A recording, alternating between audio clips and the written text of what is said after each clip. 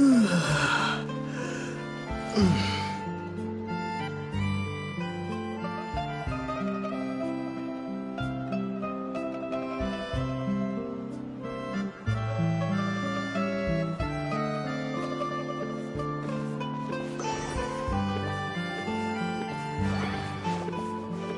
hope the weather's nice like this tomorrow as well.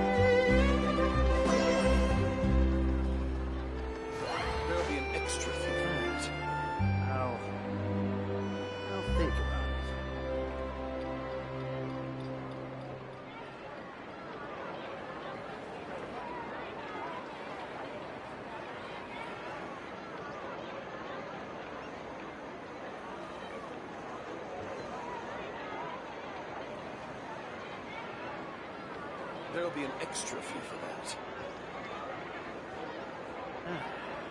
I'll think. Huh? Do you also see Navia and Clorinde over there? They look like they might have run into some kind of trouble. Let's go check out what's going on! Time itself is a silence. Uh-huh.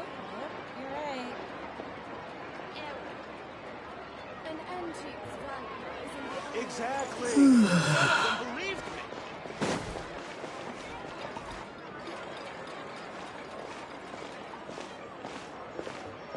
me! Still no dice?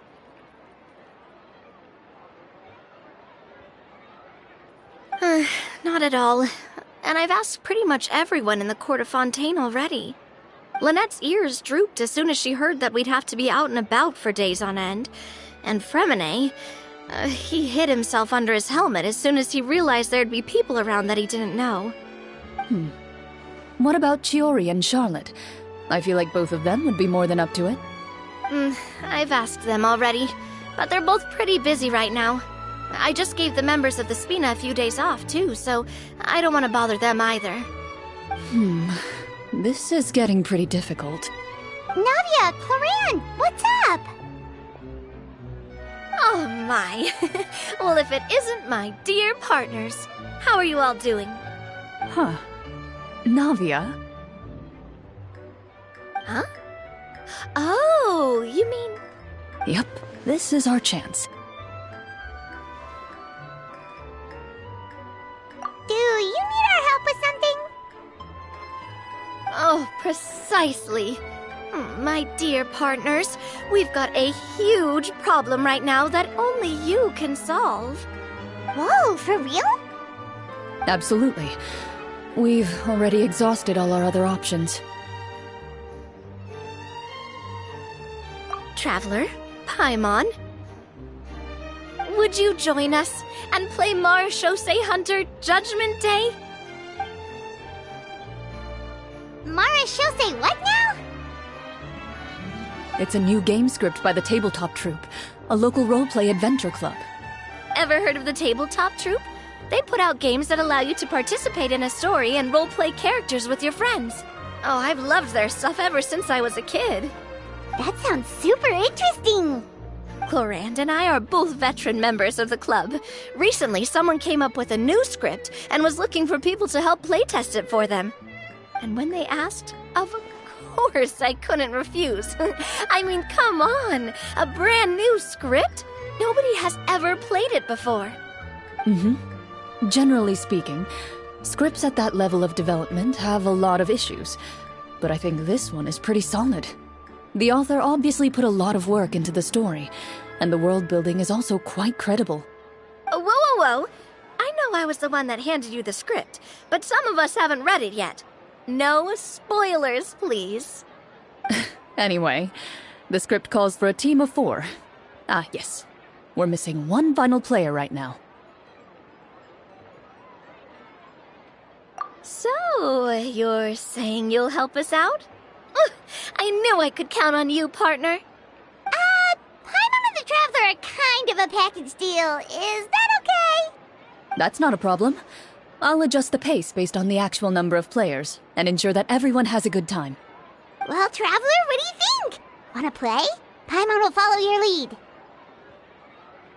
Well, that solves our problem. You have our thanks. Woohoo! I'll go grab the script manager from the club right away. The script manager? Didn't you just say that you gave Clorinde the script? The club introduced a completely new kind of gameplay for the script. In this iteration, the Game Master's version of the script is incomplete. The script manager provides the next part of the script only after players have completed the current list of objectives. On top of that, in order to increase player immersion, the club has created some of the story's sets and scenes in real life. We'll only know where we should go once the script manager reveals the starting location. Wow, you're right. Whoever wrote this script really did put in a lot of work. And it's got a real healthy amount of suspense, right? I mean, even the GM doesn't know how the story will end. I look forward to experiencing it with you all. Why don't you go meet up with the others first? They should all be waiting at Chioria Boutique. I'll come over with the script manager as soon as I find them. Sounds good. Remember to always watch where you're going, and don't rush. You say that like I'm 6 years old or something. Let me think. What kind of character should I play this time? I just hope you'll pick up some useful skills this time. Oh, and stop trying to persuade every animal you come across.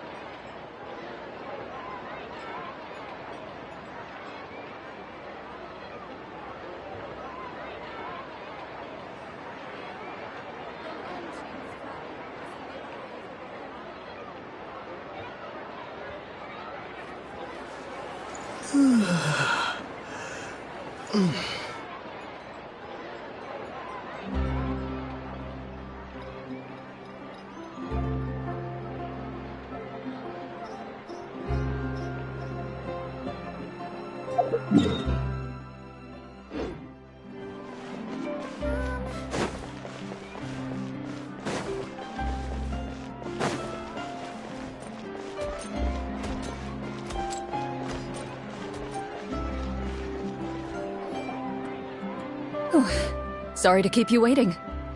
Ah, you're back! Huh? And you've got the Traveler and Paimon with you, too! What a pleasant surprise. I assume you'll be joining us for the game then? Linny, Farina! Paimon didn't know you were playing too! Are you also members of the tabletop troupe?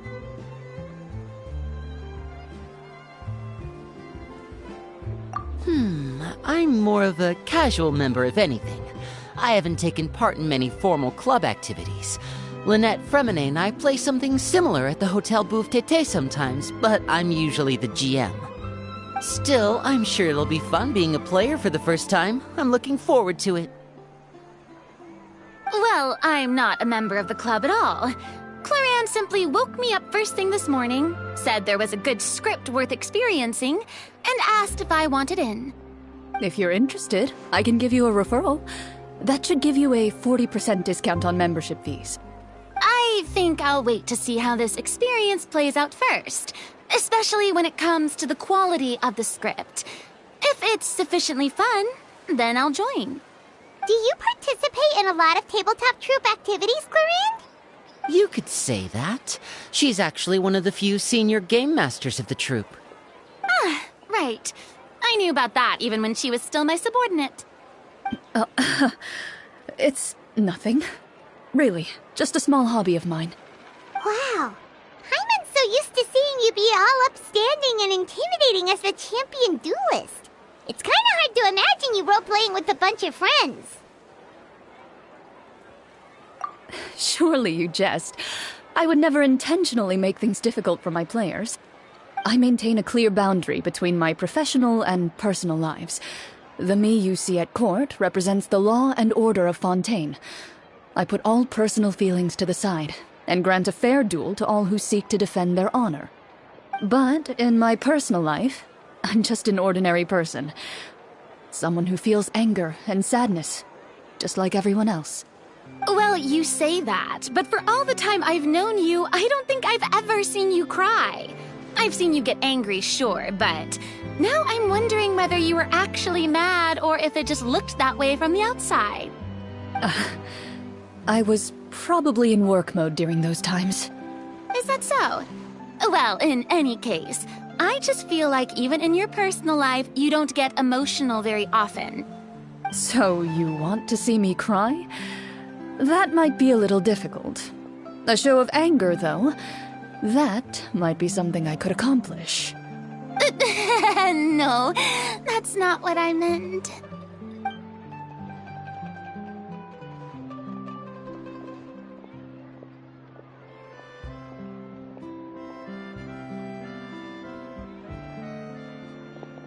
Ah, I'm back! Here, allow me to introduce you to the script manager, Mr. Florian. Pleasure to meet you all. Hello. Wait, are you a champion duelist too, Mr. Florian? Oh, no. This is just the costume provided by the club. I occasionally play a few of the roles in my scripts. That sounds like a lot of work. It's nothing. It's the least we can do to give the players a more immersive experience. Anyway, allow me to give you a brief introduction of the script. This script was adapted from the real history of the Marechaussee Hunters. You all will play the role of hunters from a bygone era and resolve a series of events unfolding in the capital. Paimon's not super familiar with the history of the Marechaussee Hunters. Is that a problem? Oh, no problem at all. I can give you a brief rundown. So, basically, Marechaussee Hunters were people who dedicated themselves to hunting monsters and protecting the city by using a special swordsmanship technique passed down over generations. Their story can be traced back to the ancient Remurian dynasty, as well as the first hunter, Cassiodor. But I'll leave the finer details for you to seek out and discover later. And I'll provide additional commentary as the story progresses. In that case, brave hunters, are you ready to set out on an unknown adventure? Whoa, just one sentence and it's like we're in the story already! Aha, I see many a determined gaze before me. Very well, head over to this location and begin your heroic journey. So, as we follow the story, it leads us to specific scenes? Ooh, sounds pretty innovative. What does the message in the envelope say? It's the exact location of the scene, as well as the formal permission to use the venue. Huh, seems like they have everything prepared. Please check all your belongings, everyone, and make sure you haven't forgotten anything. Once you're ready, please follow me to the designated location. Sounds good. Hunter Squad, move out!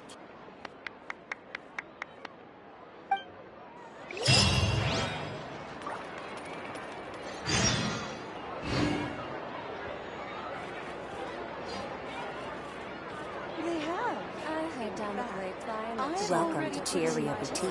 For tailoring services, please make a reservation in advance. So hard to pick the perfect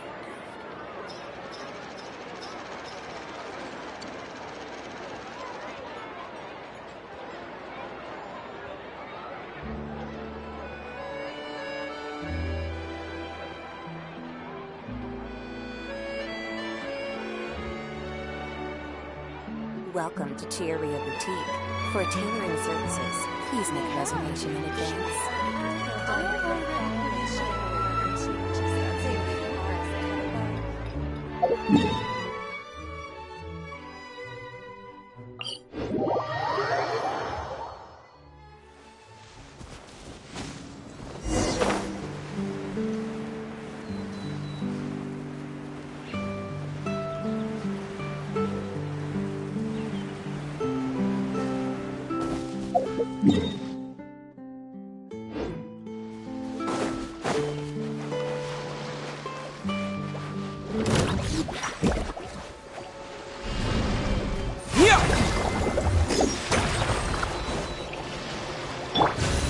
Have a safe trip. A moment, please.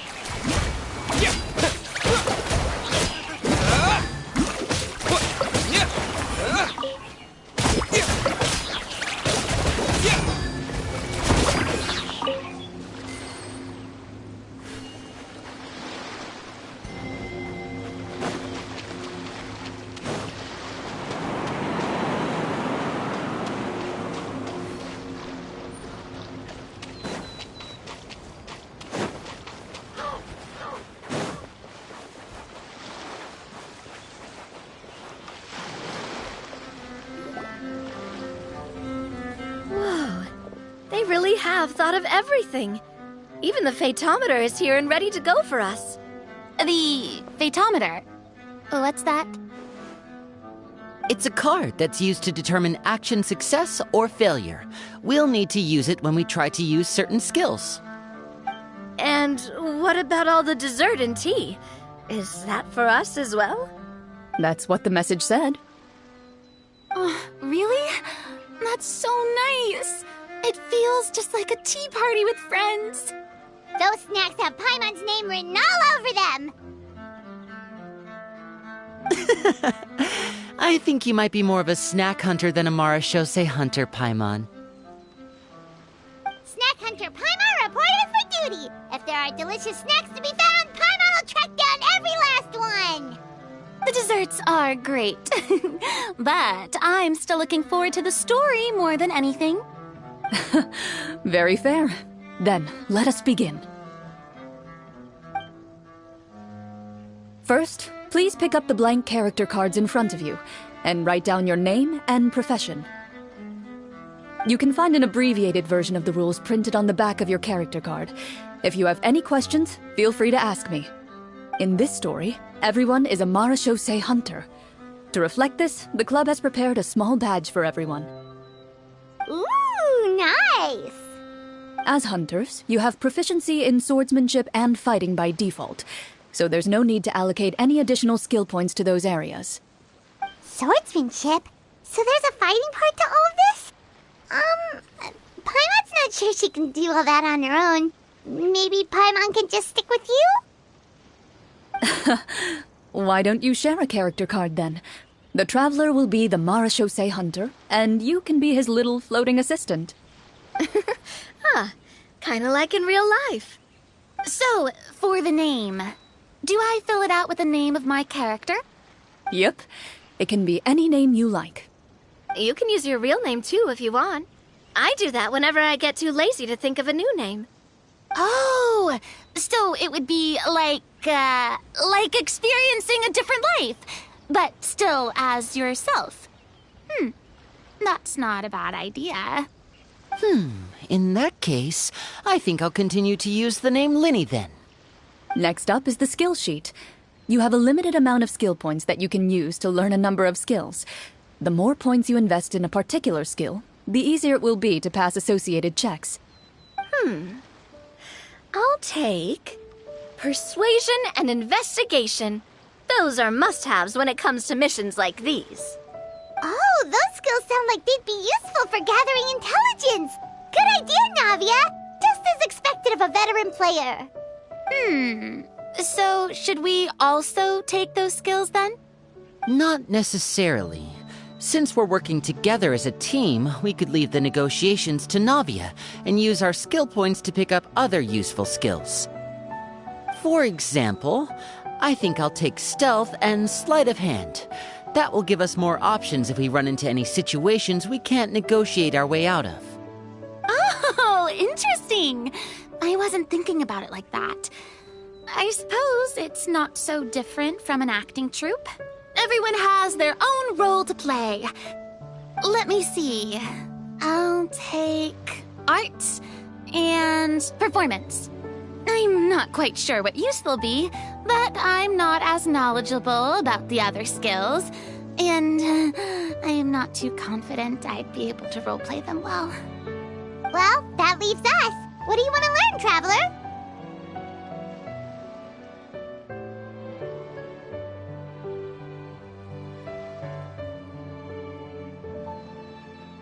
Ha! Gotta say, this suits you really well. Nothing boosts morale like good food.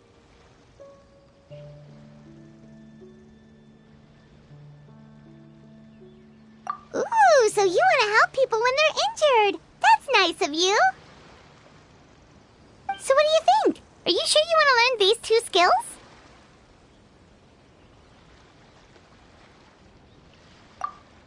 Let's see. Oh, looks like you each have enough points to choose one final skill. You've all picked such classic skills. It's fine to go a little bit out of the box, you know. Why do I get the feeling she's getting ready to cause trouble? For example, this one here. Summon. Doesn't it sound super mysterious and cool? Oh, I saw that one just now as well. The description says, this skill can be used under certain circumstances to summon characters or creatures that fit the script's world-building rules. The script's world-building rules, huh? But how are we supposed to know what a Marachose Hunter can summon? Oh, that's not for us to worry about, my friend. Just learn the skills that interest you, and the GM will take care of the rest. All right, you've convinced Paimon. Let's learn summon then. Paimon can't wait to see what kind of thing shows up. Well, now that everyone's more or less finished creating their characters, we can begin. Since two of our players are doing this for the first time, though, let me ask. Would you like to play on easy mode or authentic mode? What's the difference between the two? Well, in role-playing games, the story sometimes changes based on the decisions of the players and the results of the Fatometer. For example, if you fail a check, that means you cannot use the target skill in that scenario. A critical failure may even result in further negative consequences. If you choose to play in authentic mode, every time you elect to use a skill, you'll need to use the Fatometer to see whether you succeed or fail, and face any consequences that may follow. If you choose easy mode instead, every check will be successful by default, and you won't have to worry about luck playing a factor.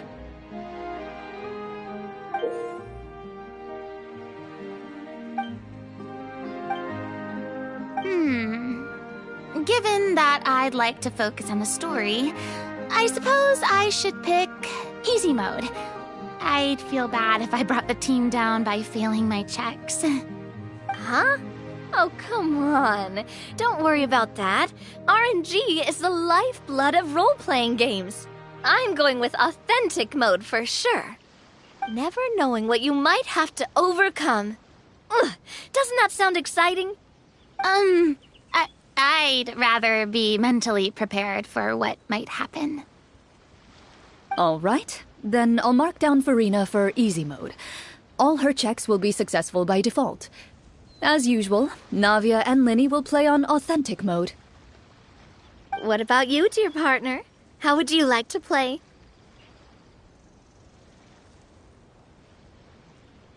Are you sure?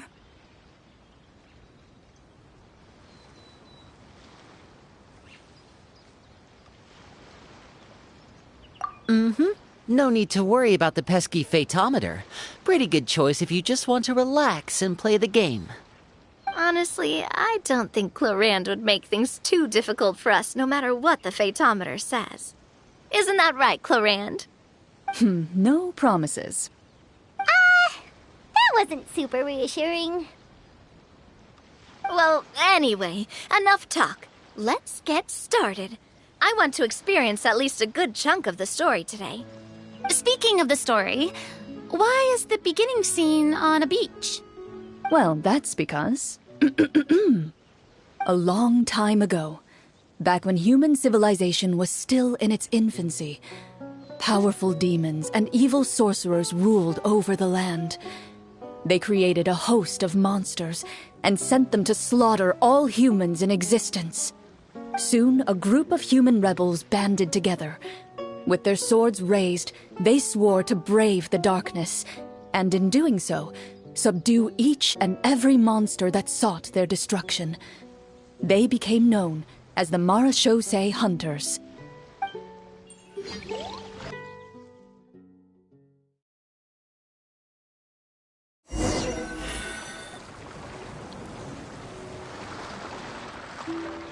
Sometime later, as a member of the Marachose Hunters, you receive a commission.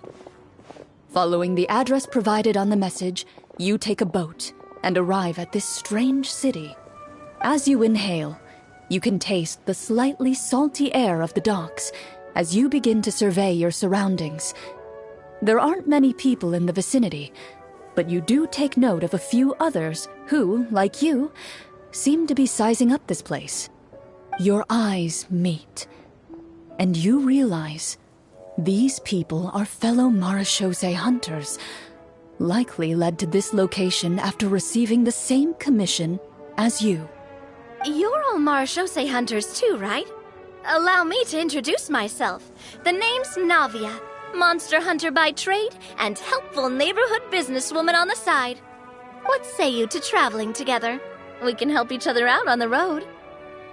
Okay, count me in. My name is Linny. I've been wandering since I was little and picked up a few less than legal tricks along the way. I was adopted by a Marachose hunter and later chose to follow in his footsteps. Is this where you introduce your character to everyone? It sounds like they've done this dozens of times. My name is Farina, and, I grew up in a noble family. I always had a strong interest in performance and the arts. Even though I'm a Marachose hunter, what I really want is to be a performing artiste. Hey, that's really cool. You can do it, Farina. That's exactly how it's done. Paimon is Paimon, a good friend and companion to this Marachose hunter right here.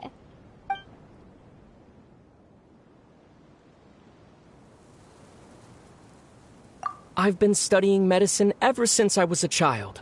I want to do my part to eradicate these monsters and use what I've learned to heal others. Oh, welcome, welcome. When we face the monsters, I'll make sure to charge in front to give everyone some cover. You can take care of the healing at the back. You open your envelopes at the same time. The message reads, "To the honorable and trustworthy Marachose hunters, Our kingdom is currently facing a grave crisis. The lands outside the capital have been overtaken by monsters, and our people are being led astray by forces of wickedness. We beseech you, please help us resolve this crisis and return peace and stability to our home. Huh. The layout of this city looks super familiar. It kinda reminds Paimon of Mondstadt! The scriptwriter must have used a real-world city as a reference when coming up with the map. As experienced hunters, the layout of the city reminds you of places once traveled. You recall the sight of tree-lined streets and the gentle tranquility of days gone by. Yet, as you regard the city in front of you, it appears to be little more than an empty shell. Its hollow gates are open to you, beckoning you to come forth and bring salvation back to the town. I carefully read every line of the letter and turn my attention to the signatures at the bottom. Who issued this commission to us? You see a long string of unfamiliar names. It would seem that many of the residents of the city issued this commission together. They sensed that things were not right within the kingdom and sent a distress signal to the outside world. In that case, why don't we take a walk around the city and see if we can learn anything from the local residents? Oh, good idea. We might be able to get some leads on the monsters and bad guys we're after. You look up and see a tavern nearby. It appears to be open for the day. Why don't we go check out that tavern? If the novels I've read are anything to go by, taverns are usually full of information.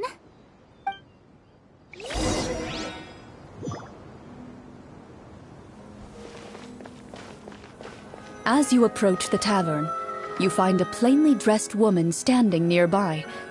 She appears to be rather troubled about something.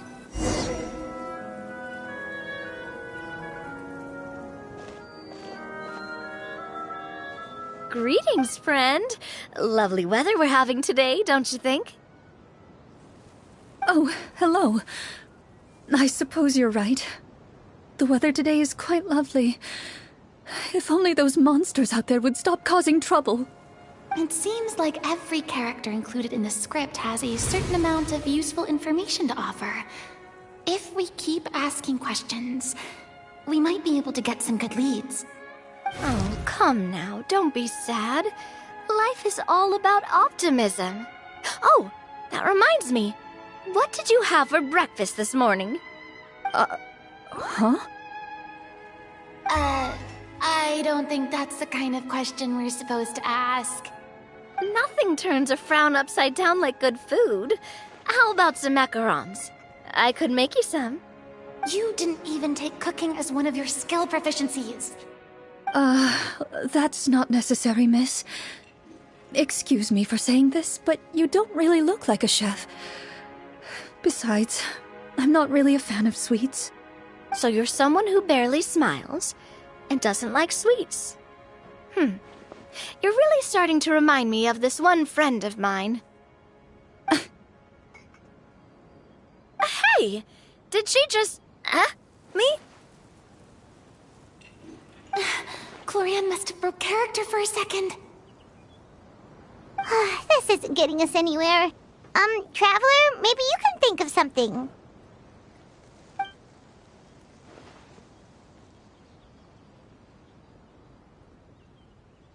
Are you sure? In that case, please refer to the phaedometer.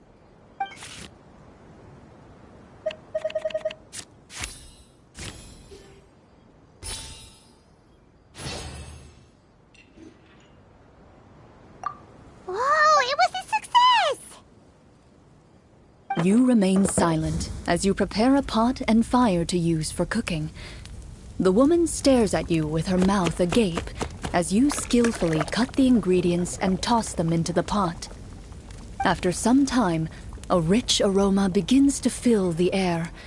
Even a passing cat can't help but stop in its tracks and look up in anticipation.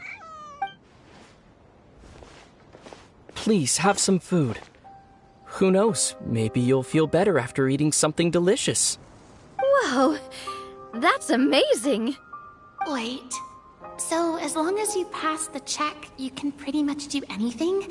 And it won't be seen as absurd? Oh, thank you. You were right. This food really did make me feel better. So, what had you so worried earlier? Could you tell us a bit more about it? Okay, let me fill you in. A horde of monsters suddenly appeared near the capital recently, so all the guards were dispatched to fight them.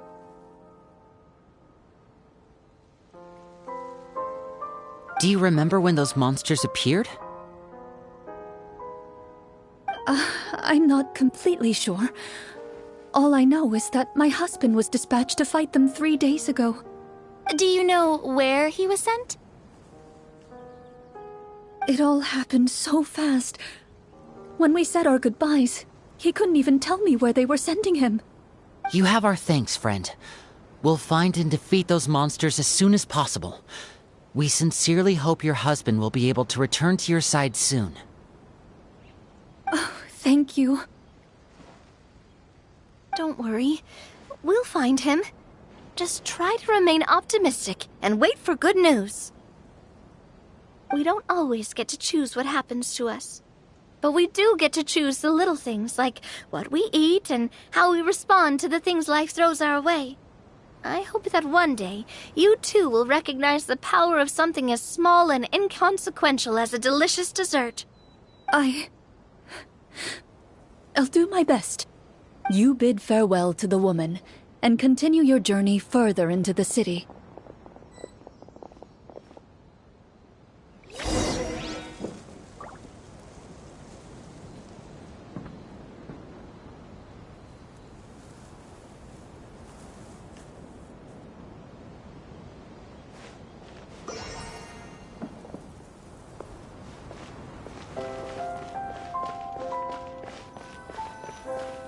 As you venture further into the city, the streets appear largely empty. An elderly woman walks past. You see her shake her head as she puts away her wrinkled wallet. A nearby merchant folds his arms and gives you a disdainful look. You get the impression that he's someone who has long gotten used to the sight before him.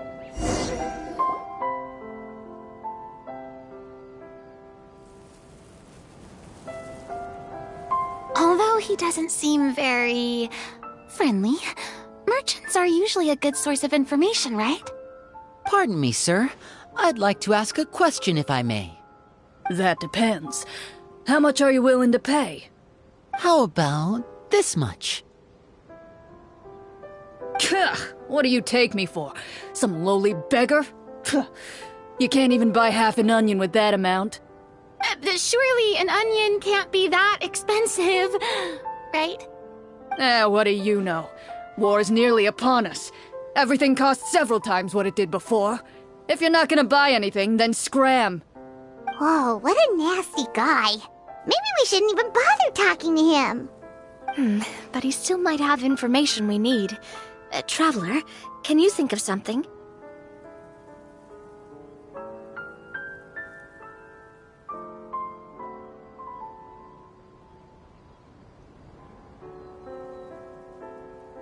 Sir, we came to this city to solve the very problem you seem to be referring to.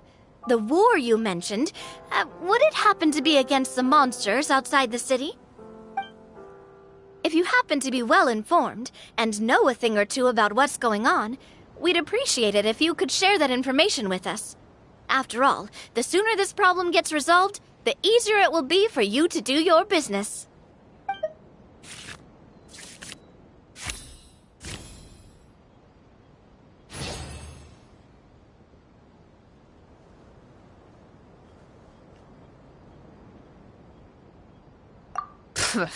Well, things are basically as you said, young lady. Those monsters are camped outside the city, and they've been destroying all our trade routes. We have limited reserves within the city, so if this continues, we're all gonna be in big trouble. Wait, You're saying no one has put a plan in place to distribute supplies or maintain order? We could all starve and those nobles in the palace wouldn't even break a sweat. Who knows? Maybe they've been in cahoots with the monsters all along. That is concerning. All right. That's all the information you need, right? Off with you now. I've still got business to do. You know, if you smiled a little more, you'd definitely get more business. And I bet that would make your life just a little bit sweeter. I'm not saying it's guaranteed to work. It's just a tip.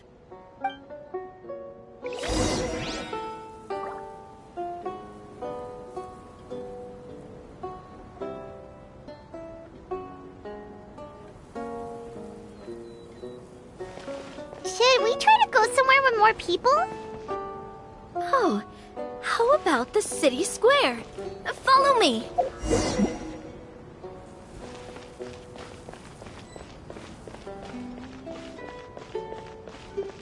Before you lies the city's central square. You see a man with a slightly anxious look on his face, pacing back and forth, his head hanging low.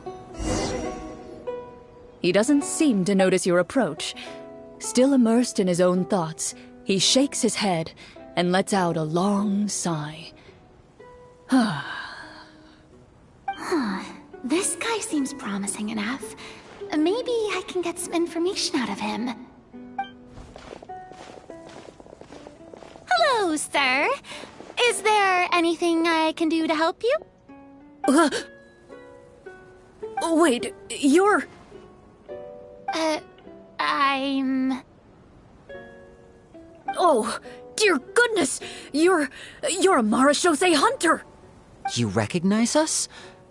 Ah, are you one of the people who wrote the commission letter? Yes! Oh, I didn't expect you to actually come. Oh, what great news! The city is saved! What happened here? Alas, we once lived comfortable, carefree lives. This city used to be free of monsters. The first Marechaussee hunter, Casiodor, the Golden Hunter, he was the one who drove them back. However, monsters have once again surrounded the city. Perhaps the seal that kept them at bay has lost its power. Or perhaps an evil sorcerer has been meddling in our affairs. All I know for sure is that their return has stripped the city of any chance at peace. Are there not enough soldiers to drive them out? It's not a question of numbers. The guards simply have no idea how to deal with them. Most people my age have never even seen one of the monsters, much less been trained to fight against them. What's worse, many of us don't even know the history of the Marechaussee hunters anymore. When I was a child, though, my grandfather would tell me stories about how the Marechaussee hunters drove back the monsters. So, on the off chance that something might come of it, I decided to reach out to you. To be perfectly honest, I was starting to think all those stories were just tall tales. But now that I've seen you in person, I finally know that it was true! Well, you can rest easy, friend. The righteous and formidable Marechaussee hunters are on the case. The man is touched by your determination and resolve. His eyes begin to well with tears of relief. Still, if we are going to hunt the monsters, we need to know where to find them. Can you give us any leads? All I know is that the area outside the city is dangerous. I'm afraid I can't point you toward a specific location. Oh, although, if you leave the capital through the main gate and follow the road, you should run into a group of guards. They might know more about where to find the monsters. I see. We'll go look for them then. All right, be careful. Oh, and one last thing. The monsters outside the city are just part of the problem. There are evil sorcerers inside the city as well, so be on your guard. They're actively working with the monsters, and have corrupted the court ministers with malicious magic. They're the reason why, even inside the city, everything has been a giant mess. Even one of our kindest ministers has turned into a boorish and unreasonable figure, interested in nothing but enacting laws that exploit the people. Who knows how much longer we'll be able to go on like this. Talk about being stuck between a rock and a hard place. I feel bad for him. Maybe we should try to cheer him up?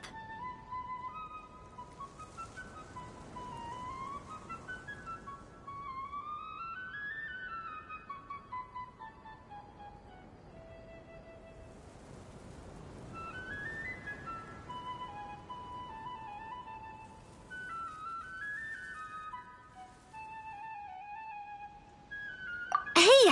Not everything can be solved with food. I appreciate your kindness, but for now, it's more important to focus on the crisis at hand. Brave hunters, I leave the future of this kingdom to you.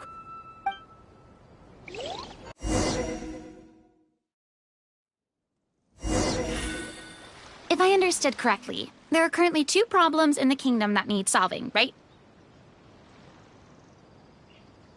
Exactly. We need to defeat the monsters outside the city and take down the evil sorcerer stirring up trouble from within. But which problem should we tackle first? Well, this seems like a good moment for a break. Take some time and discuss what you want to do. Let me know when you've made your decision. I really didn't expect the people in the city to keep us at arm's length like that. I totally thought the hunters would be treated like heroes. Well, Clorinde said the script took cues from the real history of Fontaine, right? Maybe the real-life Marachose hunters were also treated like that. I wouldn't say it's a perfect representation of history, but there are definitely some similarities. Would you like to hear more about it? Sure. As long as it doesn't spoil anything in the script. You brought up bits and pieces of the hunter's history before, but it was all in passing. Paimon wants to know too! The hunters were super powerful, right? Were they all from a special line of supernatural beings or something? Kind of like the yokai in Inazuma? No. All Marachose hunters were ordinary mortal fighters. The only thing that set them apart were the special sword techniques passed down over the centuries. Huh? So you mean anyone could become a Marachose hunter? In theory, yes. All you would need to do is survive the rigorous training and master the swordsmanship techniques required to fight the monsters. Still, most people dropped out at the early stages, and others called it quits the minute they saw a monster in person. To become a hunter, you must be strong in both body and mind. What kind of monsters did the hunters fight exactly? Oh, and the evil sorcerer the script mentions. Did they exist in real life too? The land of Fontaine once played host to an ancient dynasty known as Remuria. After that dynasty fell, monsters began to appear, intent on obstructing humans from establishing a new social order. One of the ancient sorcerers of Remuria used his power to assemble a formidable army of golems. He sought to use that force to establish himself as king. Now wait a second. Don't tell me that guy was the inspiration for the evil sorcerer in the script. We still haven't found any in-game information on him yet. So, why don't you talk about someone else for now? Well, I wasn't planning on going into anything you might be able to find out in the game. But if you want me to talk about something else, then... How about Casiodor, the Golden Hunter? Or Egeria, the ex-Hydro Archon? Wait, but those people are all from a super long time ago. Where did you learn all this, Clorinde? From my master. Huh. By master, you mean Miss Petronia? Is someone you know? Absolutely. Miss Petronia and my father were good friends. Back in the day, she would often bring Clorinde over to play, but then... Let's not get off topic. Anyway, back to what I was saying. Responding to Egeria's call, a number of warriors followed Casiodor into battle against the monsters. This group of warriors, under Casiodor's leadership, became known as the Marachose Hunters. Yet, as Fontaine entered an era of peace, their work gradually became obsolete. The Marachose Phantom, originally an association made up of hunters, eventually came to be predominantly comprised of Melusines. Ah, I see. That explains why most of the people in the script have forgotten the hunters or think of them as nothing more than a legend. Is that really a bad thing, though? It can get tough always being the one shouldering everyone's expectations. Depends on who you ask, I suppose. If the name of the organization no longer commands respect, investigative work is bound to suffer. Speaking of investigations, which problem should we tackle first? Monsters or evil sorcerer? I vote monsters. That's the main duty of the hunters, right? We can come back to the sorcerer later. Well said, Miss Farina. Plus, if the sorcerers really are the masterminds behind this whole thing, defeating the monsters could give us some clues on their intentions as well. What about you, partner? What do you think?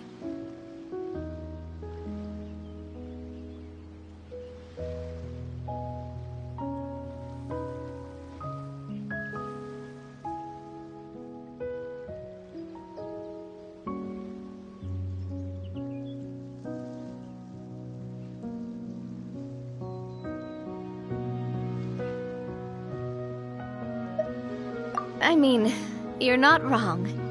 But those characters are usually the ones pulling the strings behind the scenes. More often than not, they're very formidable opponents. Going after them now might be jumping the gun a little bit. We don't want a total party kill on the first day, right? With Clorinde as the GM, I wouldn't rule out the possibility.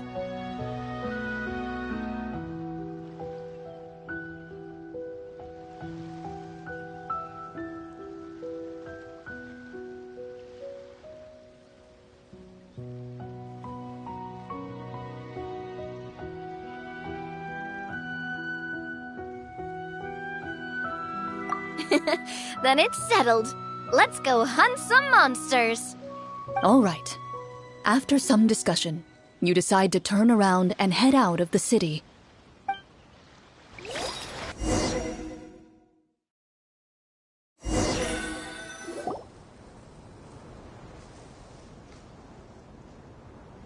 Let's take a look around, like that guy said.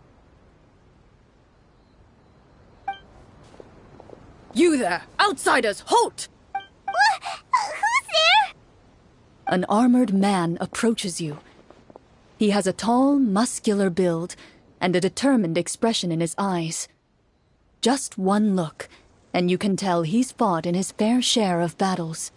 Although he's trying his best to conceal his current state, his uneven gait and the sweat dripping down his forehead make it obvious that he's been wounded and is in serious pain. I'm the captain of the guard. I saw you sneaking around the city earlier, so I'll only ask this once. State your purpose, or it's off to the dungeons for the lot of you. Wow, it's been a while since someone's been this suspicious of us. I said talk, not whisper between yourselves. Have you ever heard of the Marchese Hunters? Marachose hunters? Ha! That fairy tale, you mean? What, you expect me to believe you're one of them?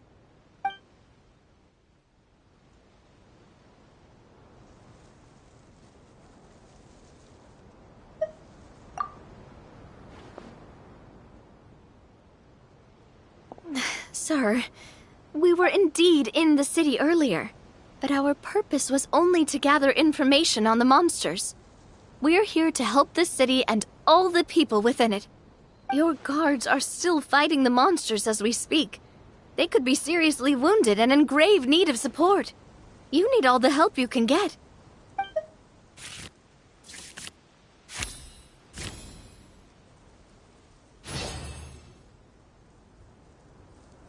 The man regards you with doubt and concern. After a period of inner struggle, he lets out a long sigh and informs you of the locations where the monsters have appeared. Those monsters aren't easy to deal with, but if you insist on going, I won't stop you either. I just hope all the guards will be able to come back to their families alive. I wish you the best of luck.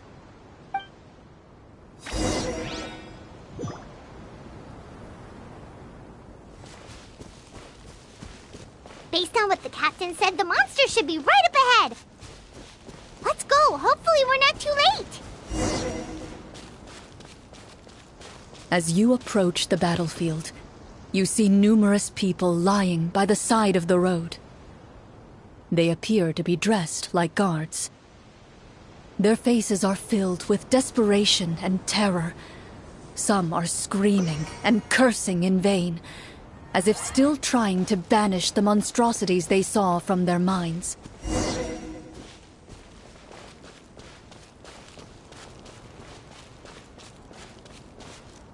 A few of the wounded look up at you in shock and disbelief. "Quick, leave this place! Turn around and don't look back!" they yell.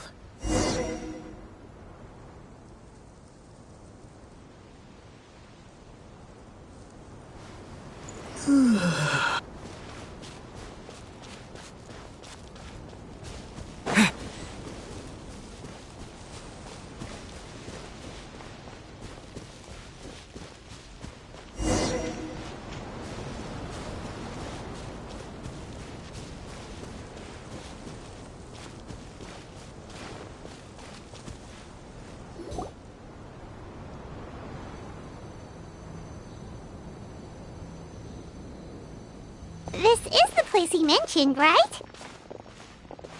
You see broken iron swords scattered all around you, and downed trees riddled with terrifying claw marks.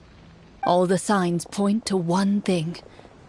A truly devastating battle just took place here. Be on your guard, everyone. The monsters might still be around. Before you can finish your sentence, you hear rustling sounds from the surrounding bushes. The monsters have emerged. They close in on you without fear. You get the impression that, in their bloodthirsty eyes, you're just another meal for them to devour. A little help here! This thing wants to eat Paimon!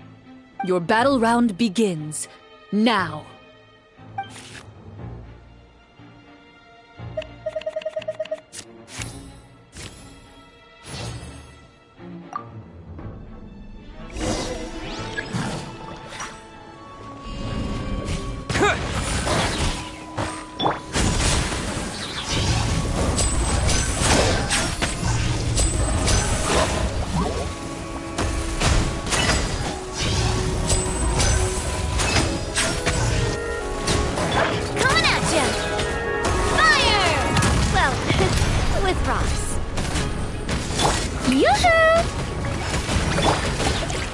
The next battle round begins now.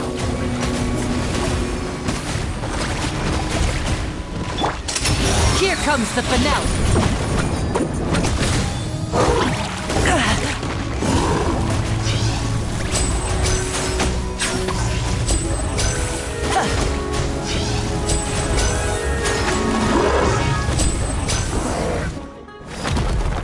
The monsters let out a terrifying roar of anger and resentment before dissipating into thin air. Ugh, thank goodness it's over. We're lucky the Marashose Hunter class came with all those preset skill points. Otherwise, we would have been in some real trouble. I never knew the Fatometer even determines the amount of damage you inflict. If you get unlucky, isn't it just game over right then and there? That's part of the fun. The uncertainty of fate is what gives these games their appeal. Just as you begin to celebrate your victory, a suspicious lump on the ground catches your attention. A suspicious lump?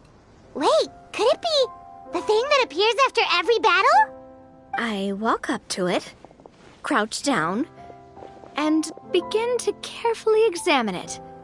I've still got my right glove on, so it should be fine for me to touch it, right? As you investigate the mound, you discover that the exposed portion appears to be made of wood. It was previously obscured by the large form of the monsters. With the monsters gone, the small protrusion now awaits your discovery, poking out of the ground like a shy flower bud. Whoa, it's a treasure chest!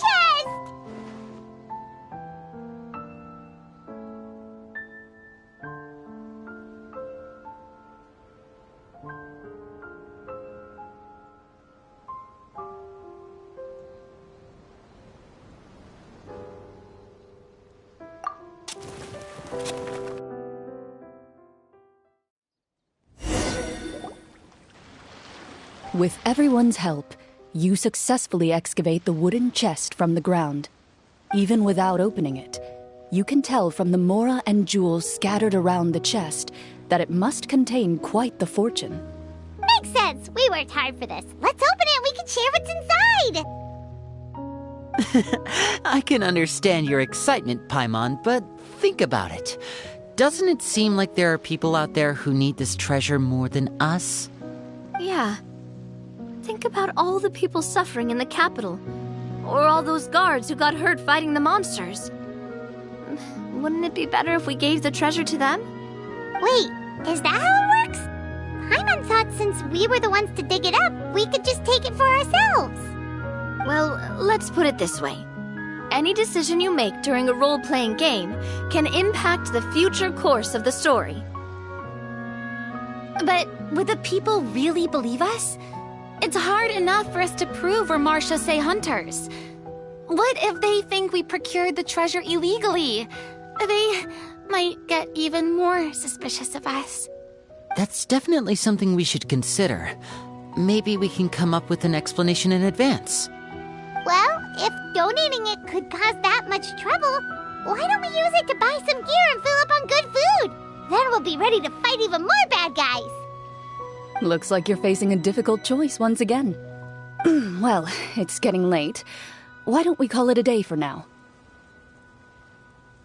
Wow, where did the time go? I'm not sure if it's because I'm having so much fun with you all or because the story is particularly enticing, but I feel like I could almost keep going. Here, here. Ooh, how about we play through the night? I'm not sure I'll have enough energy for that. Yeah, that won't work for me either. Lynette will give me an earful if I get home too late.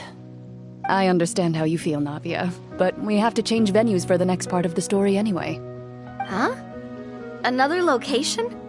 Mm-hmm. There's a special note for the GM at the end of this section that says to proceed to an indoor set for the next part of the script. Whoa! They really pulled out all the stops for this new script.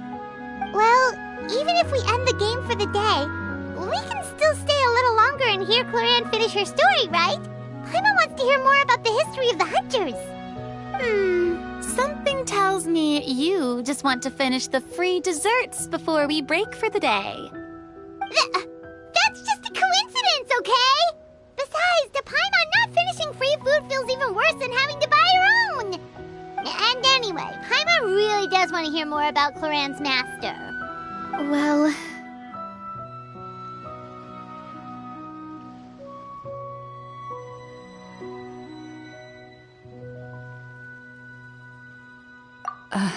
It's nothing.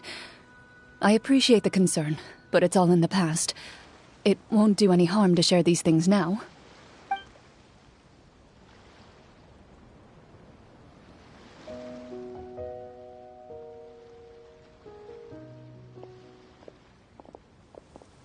My earliest memories are of living with Master. According to her, she saved me from certain people of ill repute. My birth parents had left me behind some time before that. What a heavy beginning for a life story. Master was a fascinating individual, if inexperienced in the ways of raising children. My first ever toy was a short sword. Although I suppose it wasn't so much a toy as something Master removed from her waist and handed to a noisy child in need of distraction. Oh, wait, so she handed an actual sword to a child? Isn't that dangerous? Did you hurt yourself? Of course I did. I cut my palm and bled quite a lot. But Master was not concerned. She just stood there and casually lectured me about it. See, that's what you get for not holding the sword properly, she told me. She then crouched down next to me and said, "Give me your hand. I'll teach you to bandage this wound. After that, it's time to learn how to truly hold a blade." Excuse me for asking this, Clorinde, but how old were you exactly when all this happened?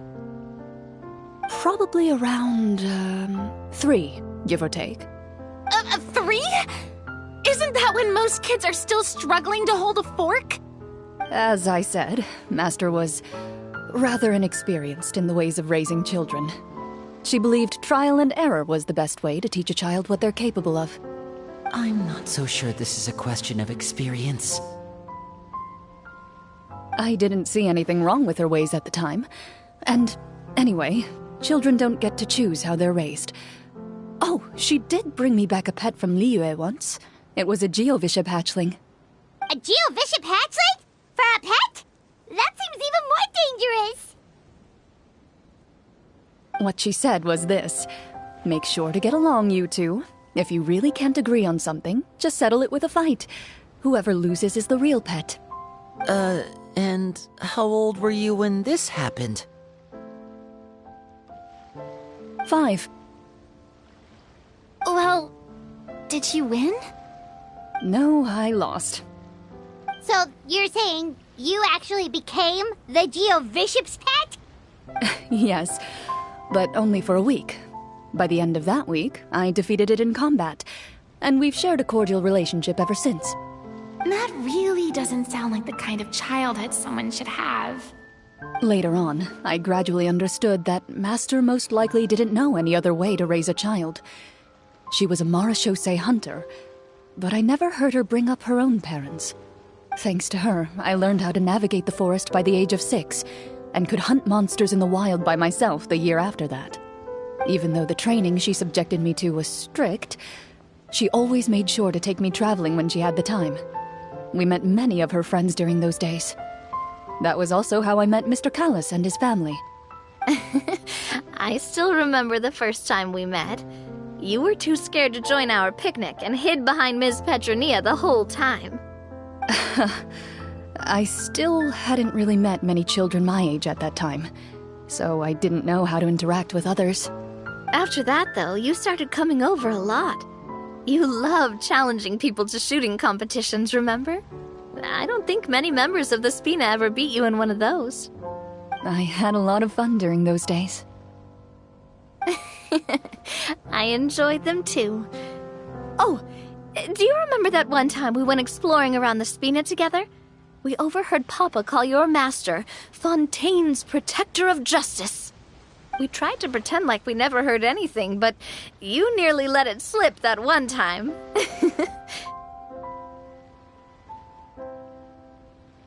Protector of Justice?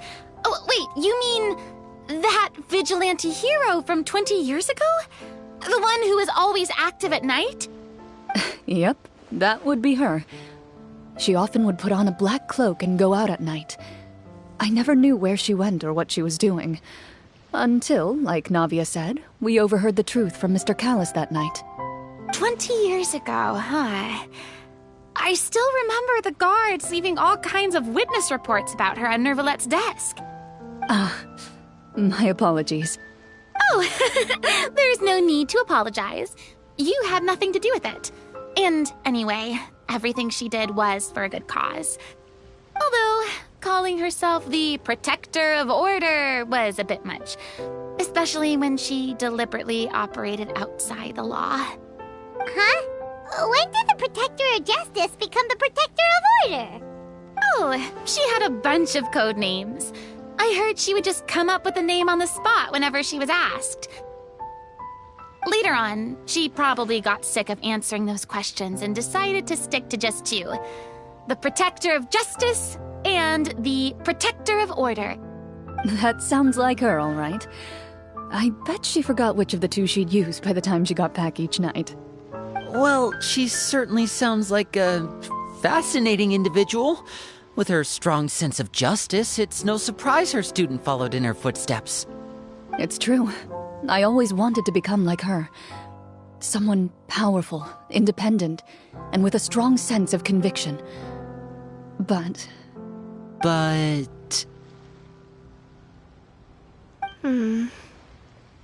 She suddenly disappeared the night I turned 10 years old. Disappeared? What happened? I have no idea. She didn't even leave a note. I was never able to find out where she went. That night, I was celebrating my birthday at Navia's house. But Master never came to pick me up. When I returned home on my own, it was to an empty house. When she still didn't appear after a few days, I went to Mr. Callus's house to ask about her whereabouts. But he only shook his head. Papa probably didn't know either. I know he sent a few people to investigate the matter in secret, but they never found any credible leads. Don't worry, I understand. To be perfectly honest, given Master's personality and way of doing things, it all made a lot of sense. If I had to guess, I'd say she probably used it as an opportunity to force me to become independent. Just like how, when a litter of kittens reaches a certain age, the mother willingly leaves them behind. Were you upset, Clorinde?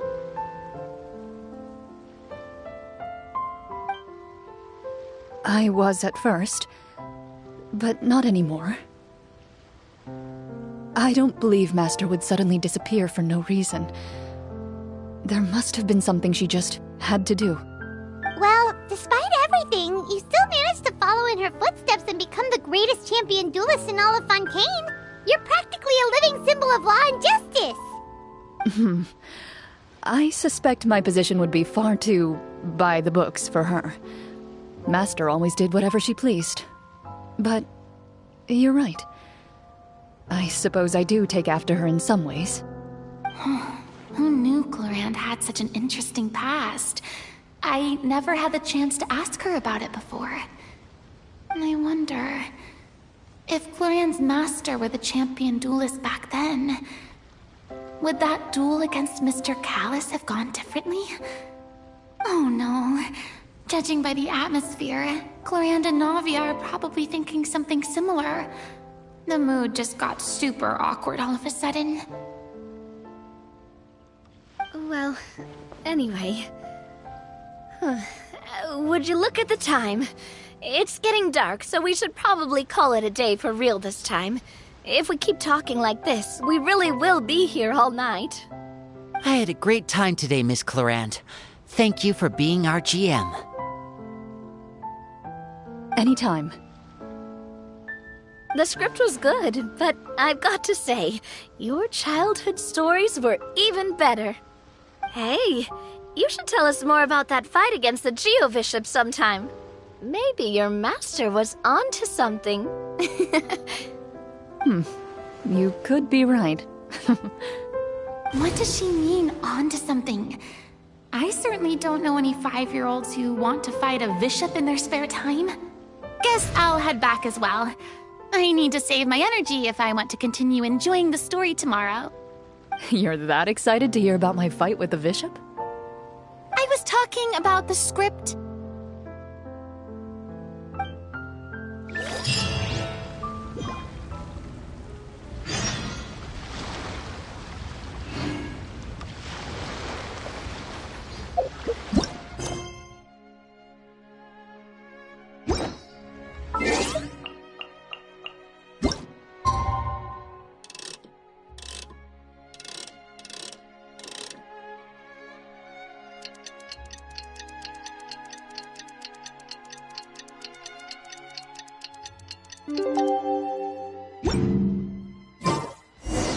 Let's go meet up with the group! Paimon's really looking forward to today's story.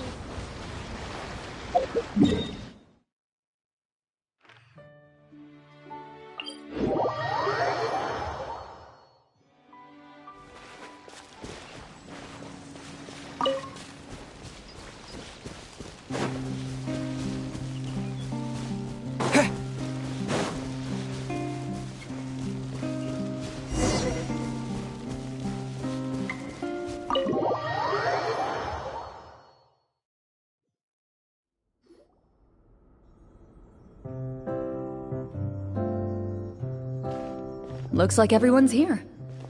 Now, before we begin, why don't we finish where we left off yesterday? There was an important decision to be made, yes? I'll pour everyone a cup of tea.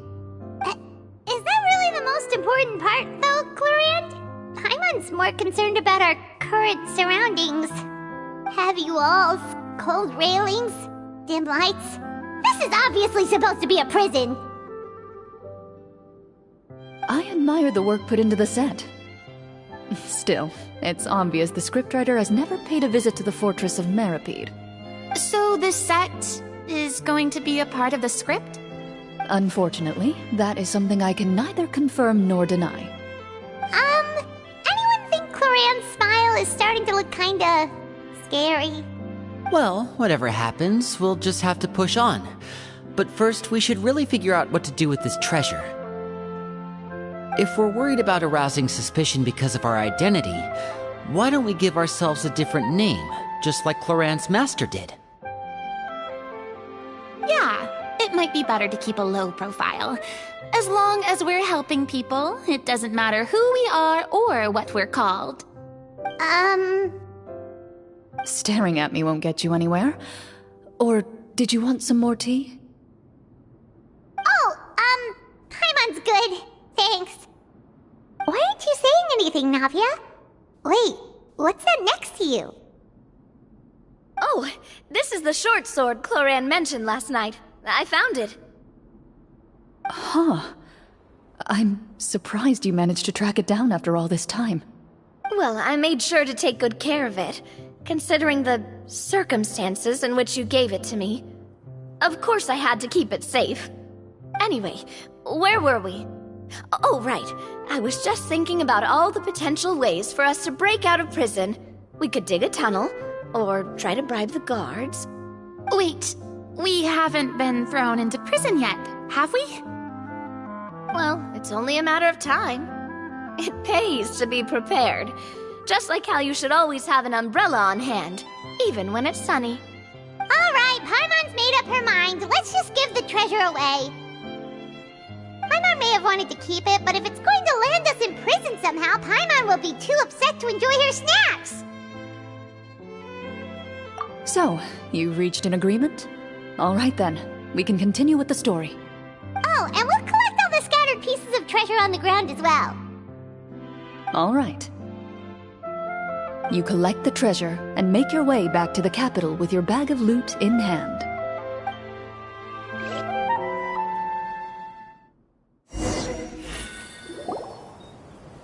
The city is still shrouded in a gloomy, oppressive atmosphere, but your spirits are surprisingly high. In places where sunlight struggles to reach, you generously share your wealth with the children, the elderly, and the poor in urgent need of help. Thank you, kind soul. The elderly woman's look of gratitude follows you as you walk away, her eyes never leaving your back until you move entirely out of sight. However, there's still quite a bit of Mora remaining. It appears you haven't made much progress. She's probably trying to tell us to speed this up. We need to hurry up so we can address the sorcerer problem. Should we go find that man again at the square? He seemed like a pretty responsible guy. I'm sure he knows the people here far better than us. Oh, good idea! Just as you start to make way to the square, intent on finding the man again, there's a voice.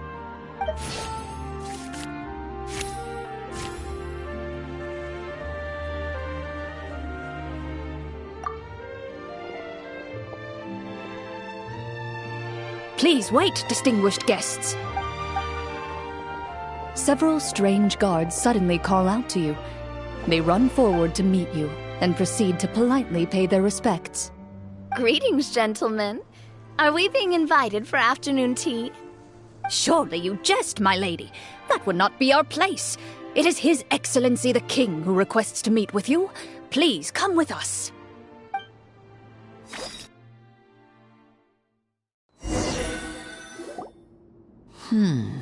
Do you think this could be a trap? Well, we have to investigate the court at some point, right? Meeting the king himself would be a fantastic opportunity to do that. I say we go for it. If something happens, we'll just turn the whole place upside down. That sounds a little intense. After a quick discussion, you nod to the guards and agree to follow. They lead you all the way to the audience hall of the palace. Gilded tables line both sides of the hall. The space itself is adorned with all manner of expensive antiques, glass shelves, and silver candlesticks. The items appear quite ordinary in size and dimension, yet their presence somehow makes the emptiness of the hall feel even more surreal and ominous. Wow, it's so luxurious! The elderly king, clad in a magnificent robe, sits upon the deep crimson throne before you. He wears above his head a majestic crown, with a gemstone the size of a bird's egg set right at the very front. As you observe it, you see a complex pattern of light reflect off its surface. They're here, Your Majesty. A man dressed in dark clothes, likely a minister, shields his mouth with his hands and bends down to whisper a few words to the king. After a moment, he lowers his hands and stands back up. His gaze shifts to fixate on your group, but he does not move from his place at the king's side. The king does not appear entirely aware of his surroundings. The man by his side, though. We should keep a close eye on him. The king remains still and says nothing. The minister is the one who speaks. Esteemed guests, allow me to thank you for coming to our faraway kingdom. Unfortunately, His Majesty the King finds himself quite exhausted from work. So please allow me, his Prime Minister, to welcome you in his stead. I've heard tell that your group, the Marechaussee Hunters, used your exceptional ability with the sword to repel the monsters near the capital. Such a great deed deserves to be rewarded. However, seeing that I was not fortunate enough to observe such a feat with my own eyes, you'll forgive me for seeking to verify the truth by speaking to you myself. Well, we've got nothing to hide. You brought us here to talk, right? So we'll just explain what happened.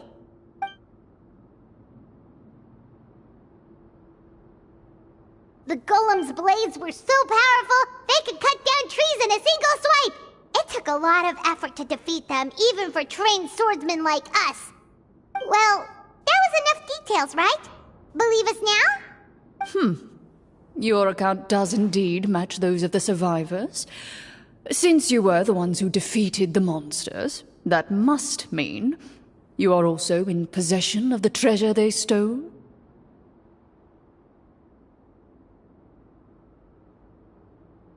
Well, we did take the treasure, but... How did he know about the treasure? Then I must ask that you return it at once. It belongs to the kingdom. Wait, but didn't you just say that our great deed deserved a reward? Shouldn't the treasure be considered a part of that? Yes, that was indeed what I said. But you seem to have forgotten a very important distinction. Only that which is freely given by the king can be considered a reward. Taking the rightful wealth of a kingdom without said permission, on the other hand, is a crime. But that's completely unreasonable. Yeah, that makes no sense! If it weren't for us, the treasure would still be buried underground somewhere! Maybe so, yet the fact remains. You tried to dispose of the treasure without reporting it to the court and without receiving permission, yes? What, no answer? Surely you're not insinuating that you, a group of legendary Marechaussee hunters, sought to take the treasure for yourselves? Well, what about the king? Is he just gonna let this guy talk for him the whole time? Clad in his magnificent robe, the king remains seated, with his hands resting on either side of the throne. His posture is rigid and unmoving. He stares forward with an empty look in his eyes, completely unmoved by the events before him. From the look of things, could the Prime Minister be the evil sorcerer? Or could both the King and the Prime Minister have fallen under the evil sorcerer's control? I would like to observe the number of guards stationed in the hall. The guards in the palace appear fully armed, their expressions solemn. Sensing the tense atmosphere in the room, they stand at the ready. each with a hand placed upon the hilt of their sword, as if prepared to draw their weapons and surround you at a moment's notice. Well, there goes my plan to turn the whole place upside down, I guess. It appears we've been visited by nothing more than a group of ill-intentioned imposters. What a pity. Guards, take them away and throw them in the dungeons. Before I decide your fate, however, I must first determine whether you have any accomplices outside the court. Can't we try to slip away? Or maybe start some kind of riot? But if we try to fight the guards right now... Don't worry. At least we figured out who's behind all this. Let's just play it by ear. If you're scared, Paimon, just hold my hand.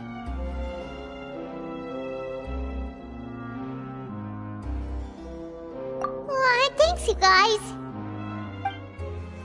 You allow yourself to be led away by guards surrounding you on both sides. It's only when you begin to feel drops of water falling from the dungeon ceiling and smell the stench of death and decay all around you that you finally realize you've stepped into a completely different world. Stay here, and don't try anything funny. The guards lock the cell door and leave without looking back. Wait, sir!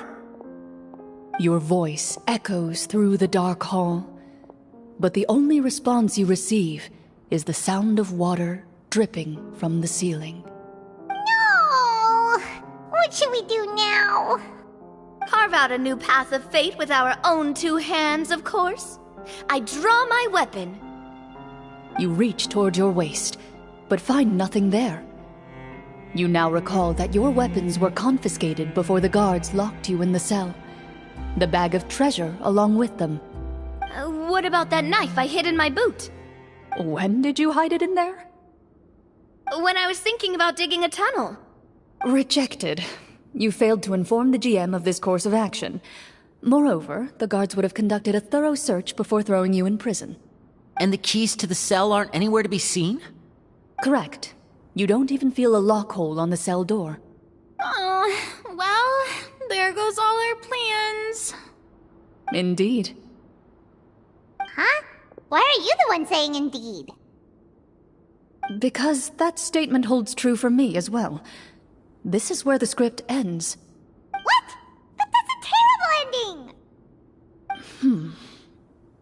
Generally speaking, this should be the point where the scriptwriter gives the players some kind of hint, or gives the GM some kind of code for how to move forward. I mean, maybe they just really wanted us to be immersed in the feeling of being in prison? Like, they'll only show us the way out once we've grown truly and utterly desperate? That is a possibility. If only there were desserts and tea in real prison. Oh, wait, guess it's kind of how the Fortress of Meripede works if you're lucky. Oh, before I forget, Navia, the short sword you had with you earlier. I took a closer look, and the craftsmanship doesn't appear to resemble anything from this era. If I remember correctly, that style was last in vogue several hundred years ago. Wait, Clorinde said that sword used to belong to her master, right? Does that mean her master has been alive that long? I doubt it. The way she went about things often made her seem childish more than anything. I'd say the sword was most likely an heirloom passed down over time. Hang on. A precious heirloom passed down to you by your master. And you gave it to me just like that? You weren't worried I might lose it? Master left many things to me when she disappeared. There was the sword, an old key, and a good amount of junk she probably just didn't want to take with her. I gave you the sword back then, because I didn't want our friendship to end.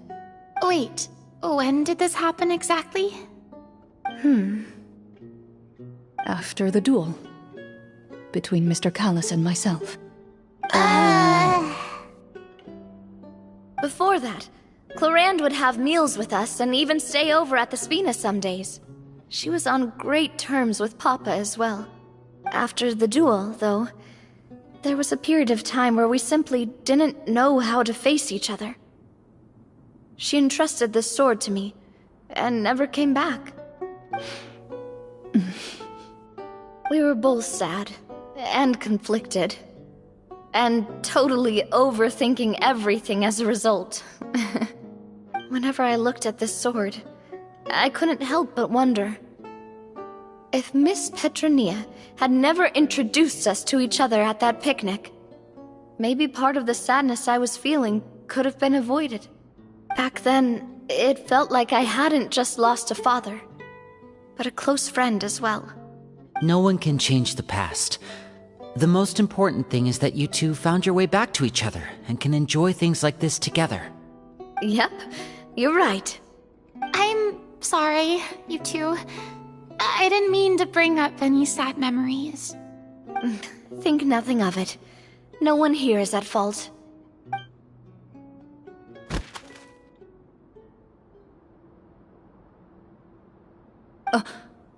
Huh?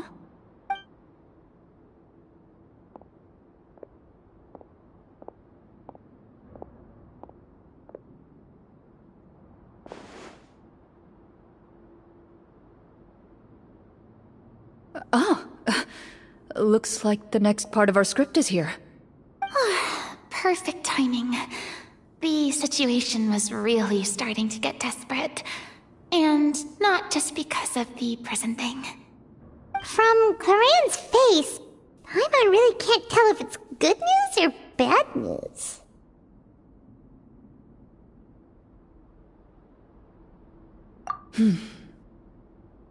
Water continues to drip from the ceiling. In this lightless dungeon, you lack a reliable way to tell how much time has passed. Eventually, you get used to the unpleasant odor of straw, mold, and rust, and find yourselves alternating between fits of drowsiness and despair. Suddenly, you hear footsteps outside the door. Heads up, everyone. Someone's coming. Gather close, everyone, and keep your voice down.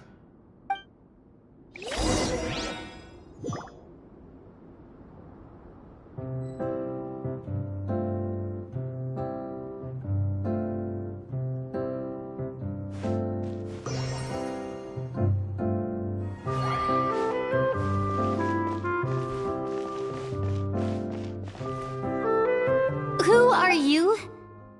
I work as a guard in these dungeons, but my true identity is the same as your own. I'm also a Marashose hunter. Huh? Shh! I've already sent away the other guards, but if we make too much noise... I understand, but how can we be sure we can trust you? The king has issued a formal decree. In light of the irrefutable proof of your crime, you're to be executed before tomorrow's sunrise. If you want to escape, it has to be now. Executed? We barely did anything! Monsters appearing at the same location as the treasure. Could this entire thing have been a trap? There will be time for speculation once we're out of here. As for my identity, I have no way to prove that to you just yet. Infiltrating the capital was difficult, and finding a chance to speak with you has taken a lot out of me. I could go on, but I think we can all agree that now is not the time for details.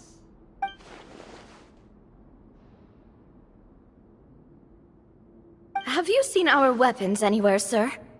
Don't worry, I brought them with me. They're just behind the door. Still, these weapons alone won't be enough to defeat the true enemy behind the scenes. His faction is too powerful. The guards are all under his control, and he's even stationed a number of golems in various rooms throughout the palace. To defeat him, you must find a secret vault. It is said that within that vault, the Marashose hunters of the past left behind a treasure with the power to defeat the sorcerer. You're not coming with us? No, I'll remain in the dungeons to deal with the guards. I'll try my best to distract them so they don't go after you. As long as my identity is not revealed, I'll be able to aid you when the final battle comes. In that case, please stay safe. Thank you for your concern. I will do my utmost. As for the location of the vault, here, this map should lead you there.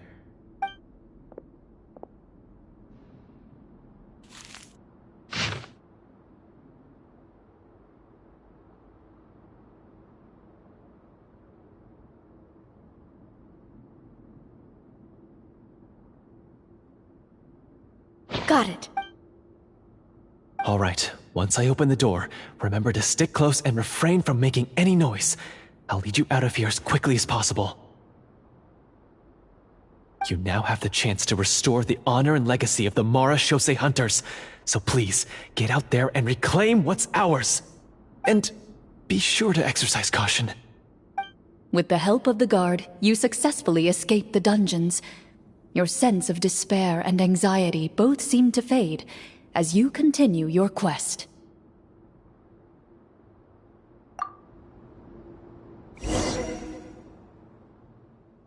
Wait, we didn't get to use our skills at all while we were in prison. Who knows when we're gonna get the chance to use that cool summon spell? That is a pity, but we can only continue to move forward.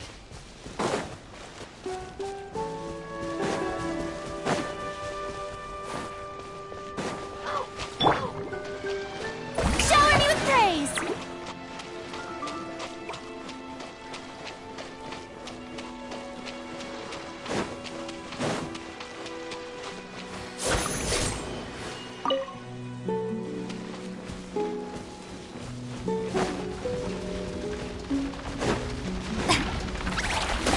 Strike a pose! Time to shine! Settle down!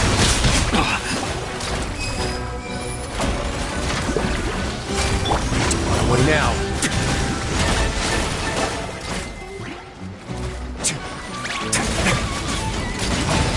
Silence! Justice is blindsided.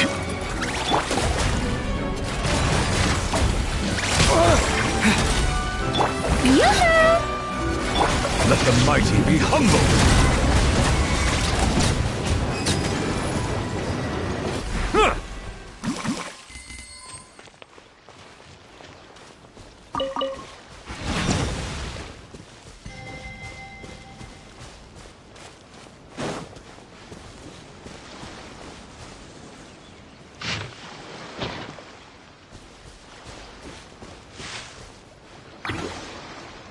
This should be the place marked on the map. This bit of rock certainly looks suspicious. Well, I'd say an investigation's in order then. Plus, if all else fails, we can just blow it up. Wow, you really meant that! Before you lies a serene stretch of open water, its surface shimmering a brilliant shade of sapphire blue. Well, guess this means it's time for a swim!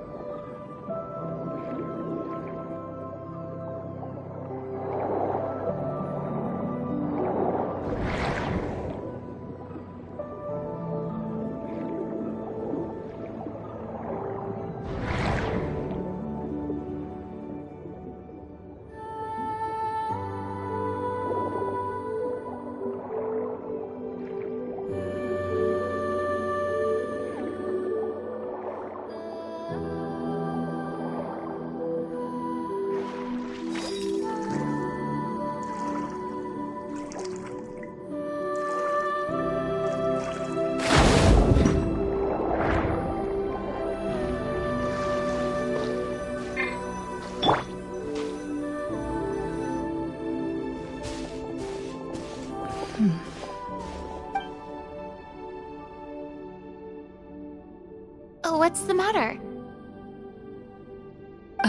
It's nothing. As you step into the cave, you find yourself in an eerily quiet space. Before you lies a narrow passageway, that appears to trail off endlessly into the distance.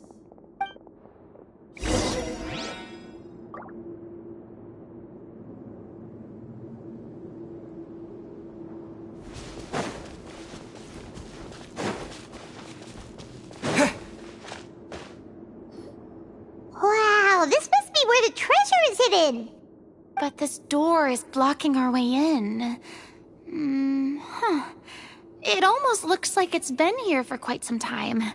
I've got to hand it to the tabletop troupe. They really went all out with the props. Huh. What have we got down here? A kind of mechanism connected to the door? It looks like we might have to arrange it into a certain pattern. A pattern on a stone door. That's something Master mentioned before. Is something wrong, Clorinde? After a long, difficult journey, you finally arrive at the location indicated by your map.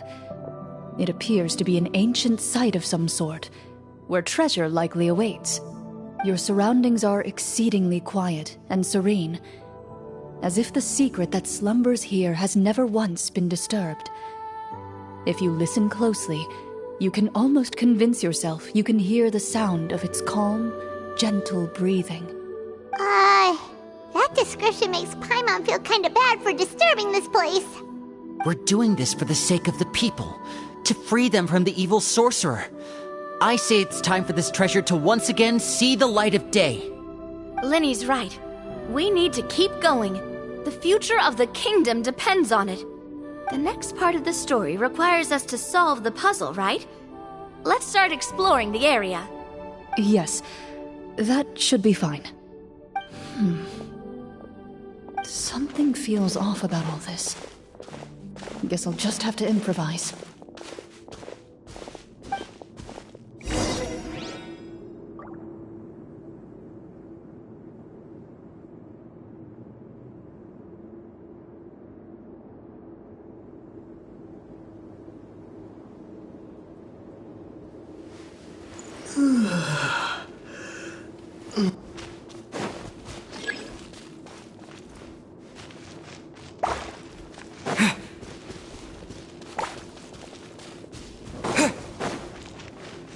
I found something!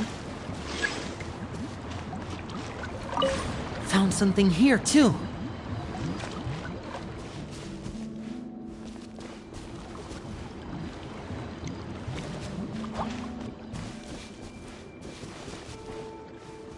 Same here.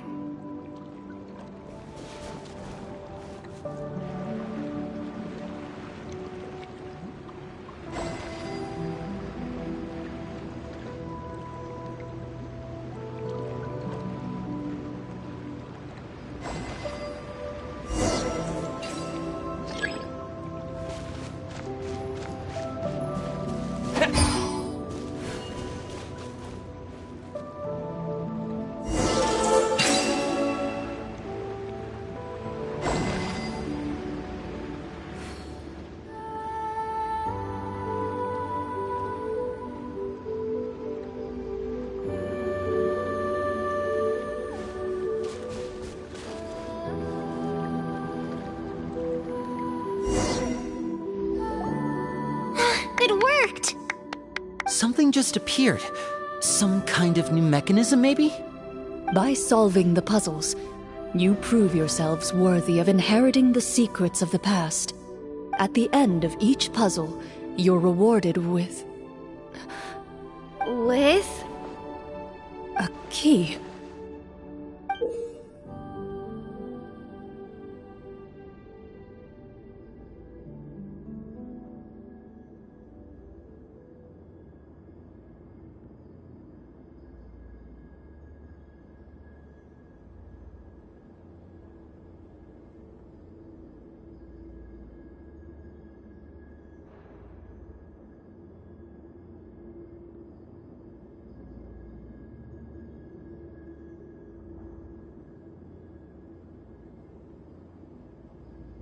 Oh, it must be the key to the big door.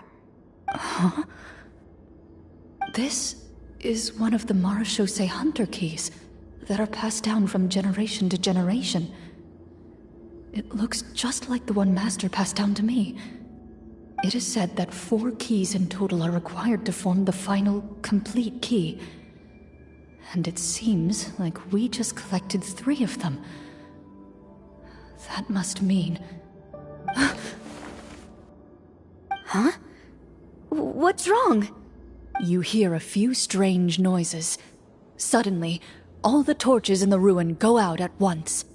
Huh? What's going on? Did we fall into another trap? For the sake of immersion, please close your eyes, everyone. Without the torches, the space is now completely dark, and you cannot see anything.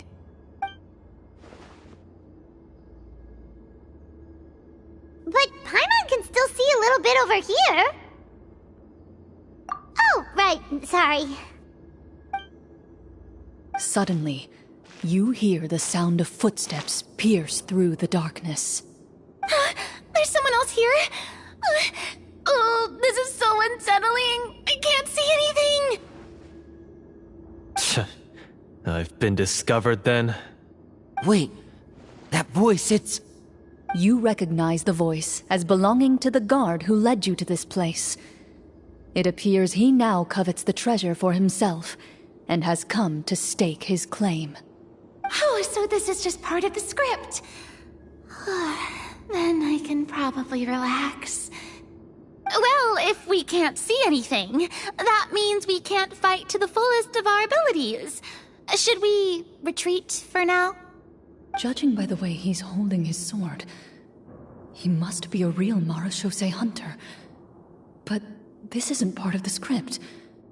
Retreat? That's not the hunter way. If it's dark for us, then it's dark for him. We choose to fight. Your choice is noted. Please keep your eyes closed until I tell you the torches have been relit. This battle will be in the dark. You got it! Well then, let us begin.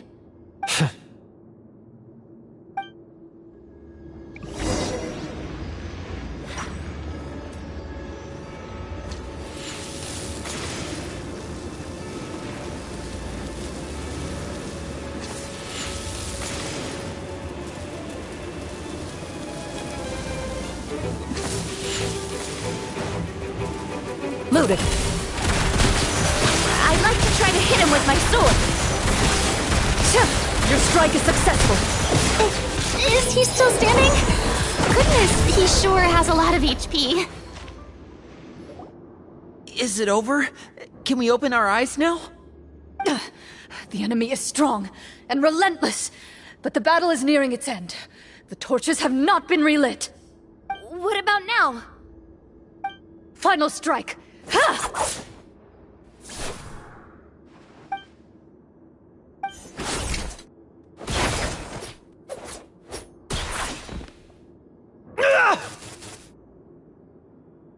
Well, did we get him?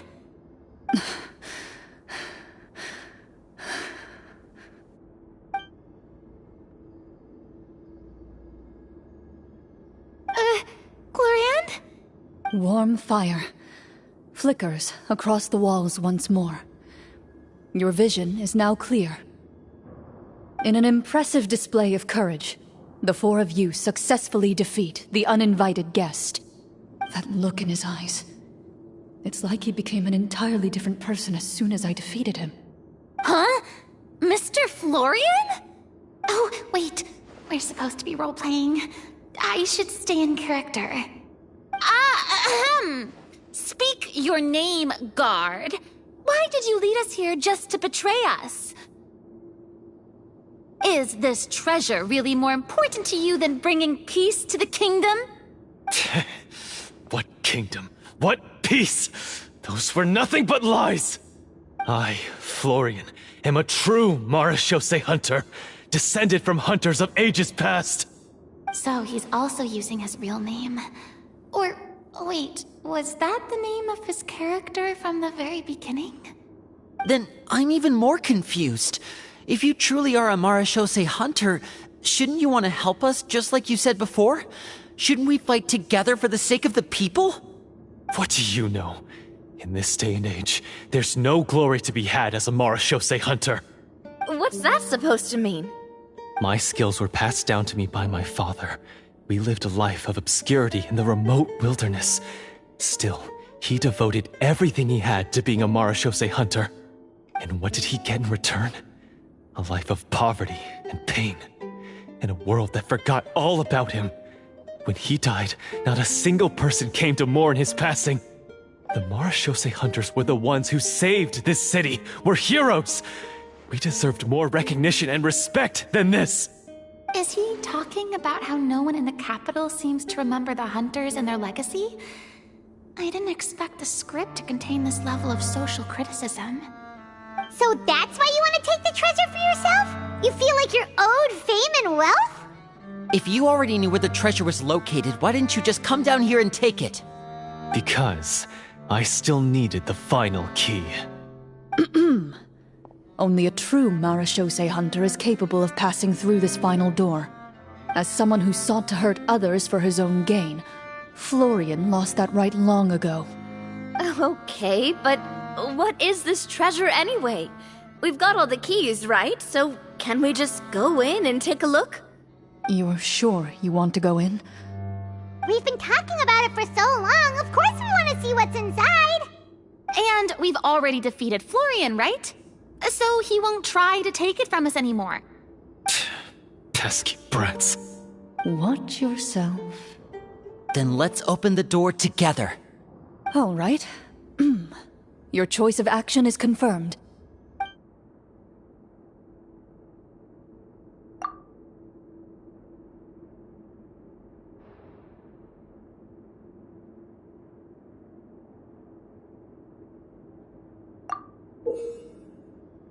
Before you, the door to the treasure, sealed and undisturbed for more than 100 years, finally swings open.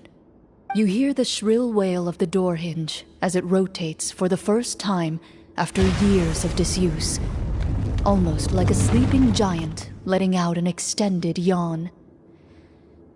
You get the impression that the secrets buried behind this door might be just as heavy as the sound you just heard.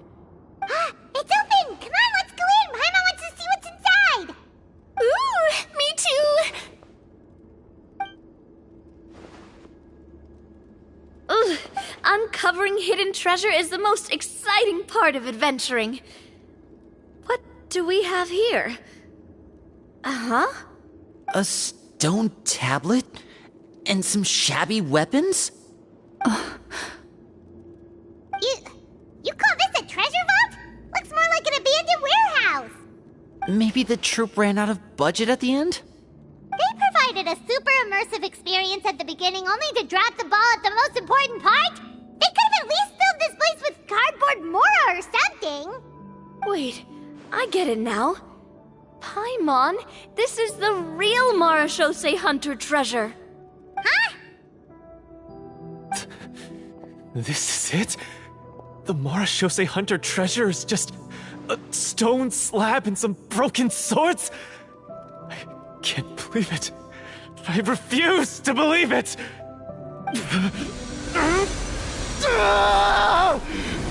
Whoa, are you okay?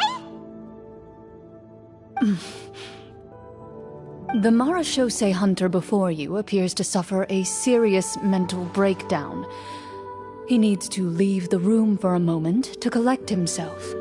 One of you seems to understand the significance of the treasure already. If the rest of you wish to follow suit, you may remain here in the meantime and explore your surroundings.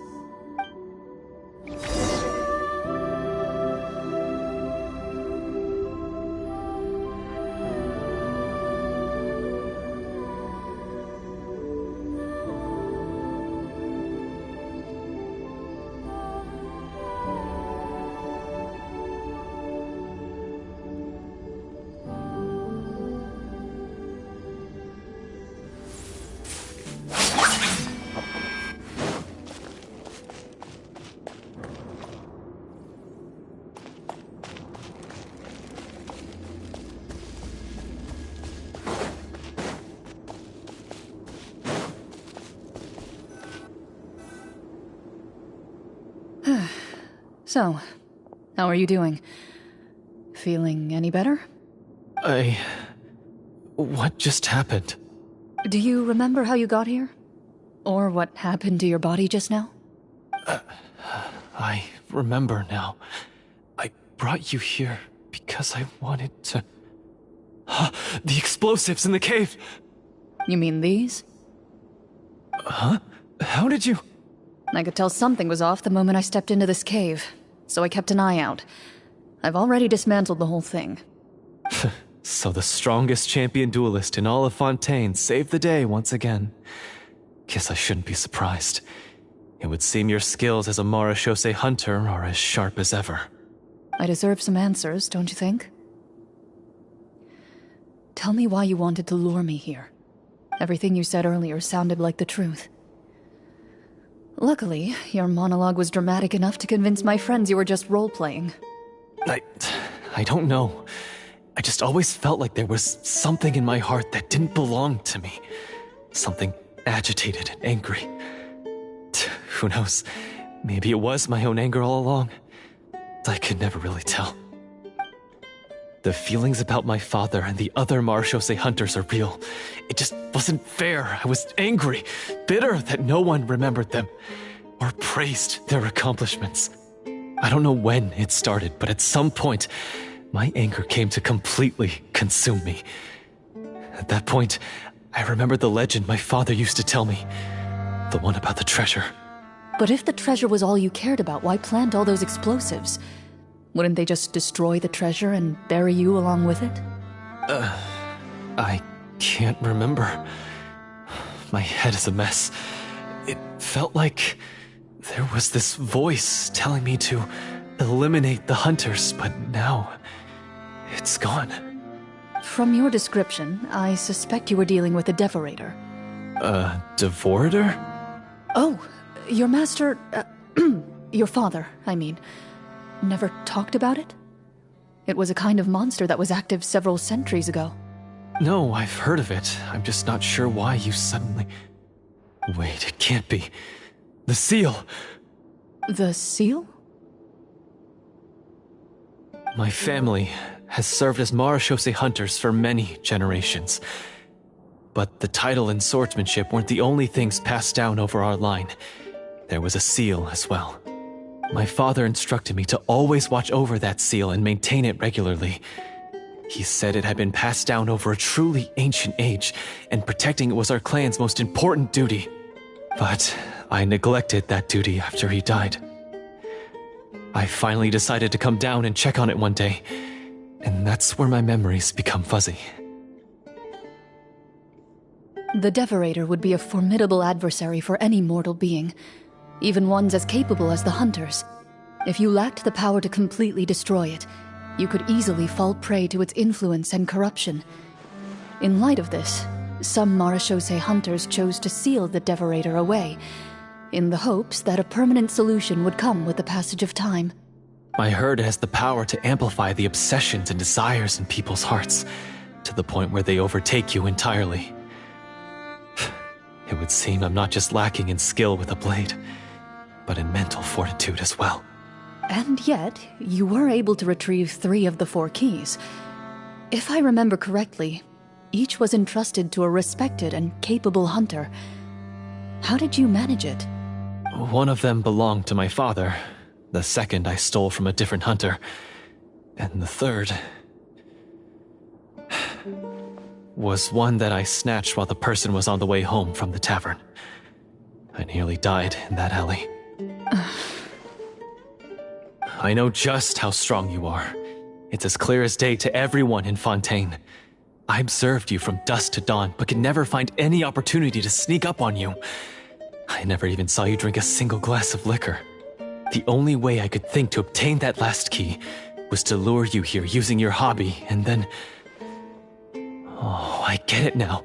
That monster, it wanted to bury you here alongside the treasure. I won't comment on anything else, but the script was good. Well, I did pour my heart and soul into it. The stories my father used to tell me about the glory of the heroic Marechaussee hunters and how they came to be forgotten. It's more than just a story. Huh? You're proud to be a hunter. You're still holding onto that part of yourself, no matter how small. I have done so many despicable things. I have nothing to be proud of. Then explain the purpose of the evil sorcerer in your story. Huh? Isn't he the true antagonist?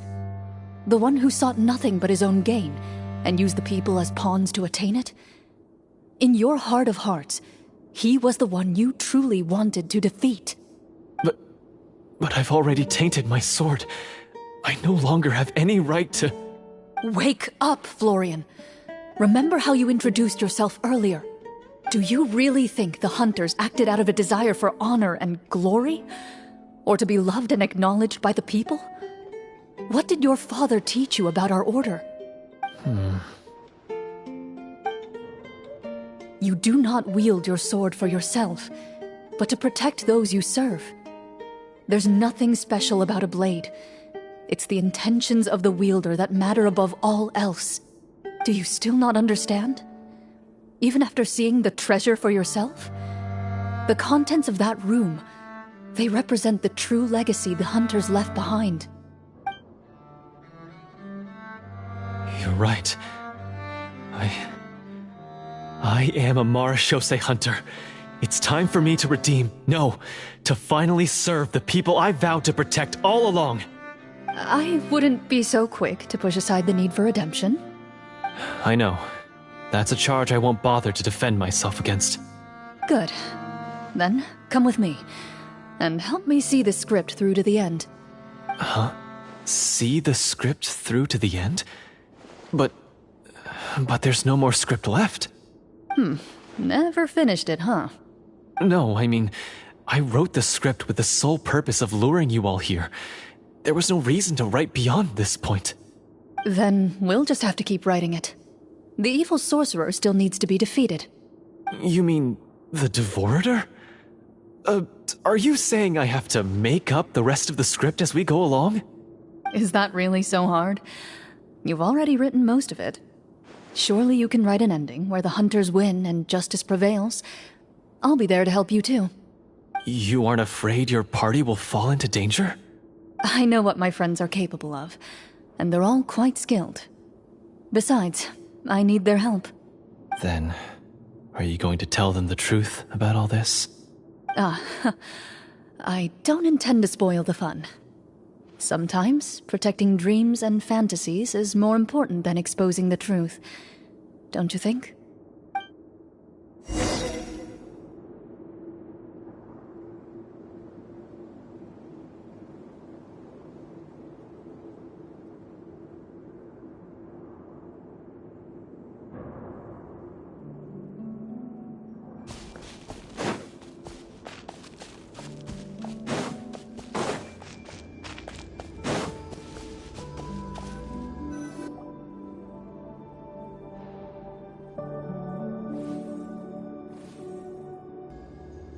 They're back! That took a while. Ahem!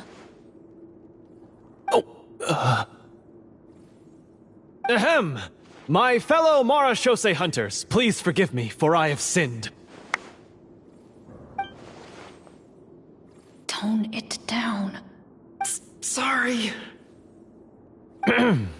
After crossing swords with you and witnessing your courage in battle, I've rediscovered my true self and regained my pride as a Marashose hunter. Oh, do I smell a redemption arc? I confess, I was brainwashed by the evil sorcerer. He asked me to lure you here so he could bury you in this cave. That little... Wait, you're saying all of that wasn't you, but the evil sorcerer? That's right. He's adept at manipulating the hearts and minds of the people. I fell under his influence because I did not possess a strong enough sense of will. Huh. And how are you going to prove that you're a changed man? We're not going to fall for the same trap twice. To be perfectly honest, I only came to my senses after seeing the treasure. It reminded me of my father's past teachings. The treasure was actually The names of all the Marashose hunters from ages past and their weapons? Wait, you already know? Of course. Don't underestimate a veteran role player's exploration skills. Oh, wait, I mean Marashose hunter Navia's exploration skills. We just finished reading through the content of the stone tablet. That tablet recorded the lives of some fascinating people. For example, this Marashose hunter called Est. She inherited the responsibilities of the Golden Hunter and passed judgment on many people. But in private, she had a very easygoing personality.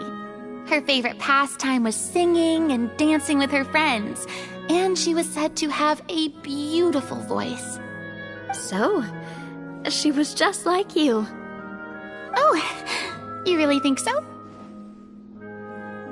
Well, when you put it that way, I suppose I also have a few things in common with this Walter.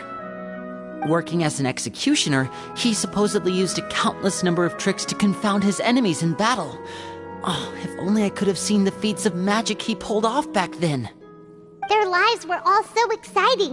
You could write so many cool books about their accomplishments. How could they have all been forgotten?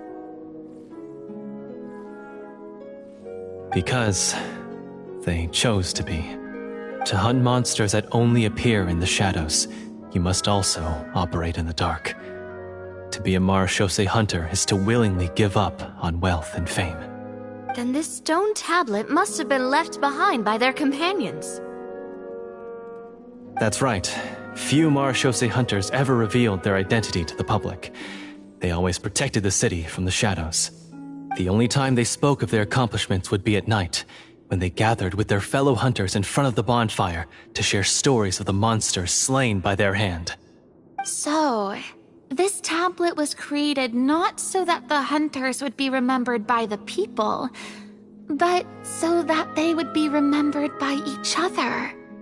No wonder this place was so well hidden. You regard the stone tablet in solemn silence. The names of your comrades etched onto its surface serve as a reminder that you are never truly alone. The tablet proves that, although a hunter walks a shrouded path, it is not a solitary one.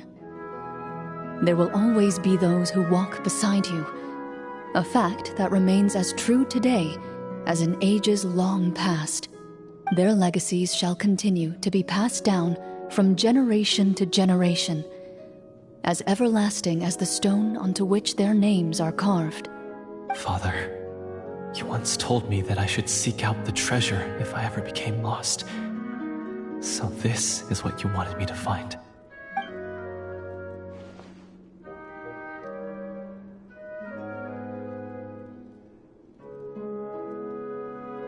Thank you, my friend. You are very kind. I implore you, everyone, please give me a chance to make up for all I've done. Allow me to fight alongside you and defeat the evil sorcerer that threatens the peace and prosperity of everyone in this kingdom. Well, I say we let you join. Sounds good to me too. Everyone makes mistakes. What matters is what you do to make up for them.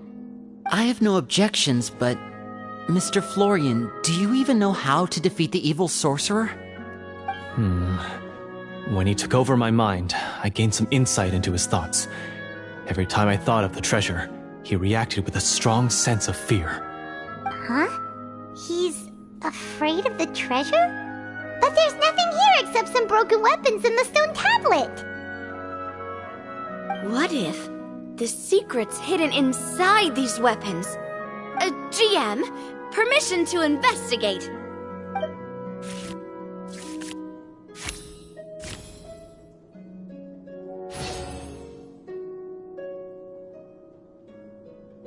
At first glance, the weapons appear absolutely ordinary. But as you observe them, you notice a faint energy emanating from within. These blades have slain countless monsters.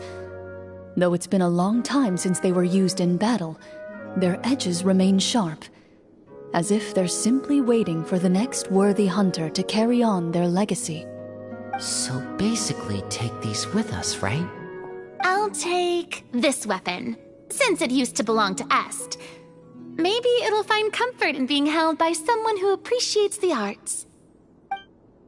Ah, good idea. I'll take Mr. Walter's bow then. From one archer magician to another.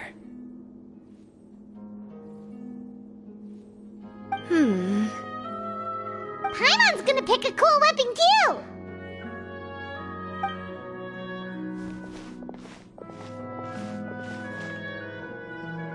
As you grip your weapons, you can almost feel the will of past hunters coursing through your being. It's a feeling of courage, determination. A silent vow passed down from generation to generation that says, eradicate the monsters, no matter the cost.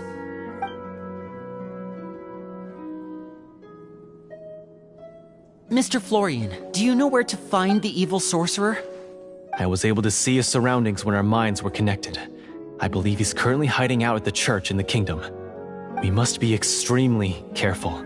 He's spent so long living among monsters that he's now taken the form of one. He will not be easily defeated. Then why don't we explore some more and try to find some higher level gear?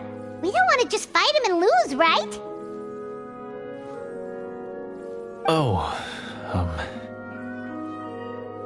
No, we have to strike now. He was greatly weakened when I managed to break out of his control. If we let him rest, he might have time to escape. I agree with Mr. Florian. We've got to act while we have the advantage. Don't forget, the people of the capital are counting on us. Yeah, now that we've got a plan, there's no point in waiting. The longer this drags on, the worse it will be for everybody. Yes, that's what's called...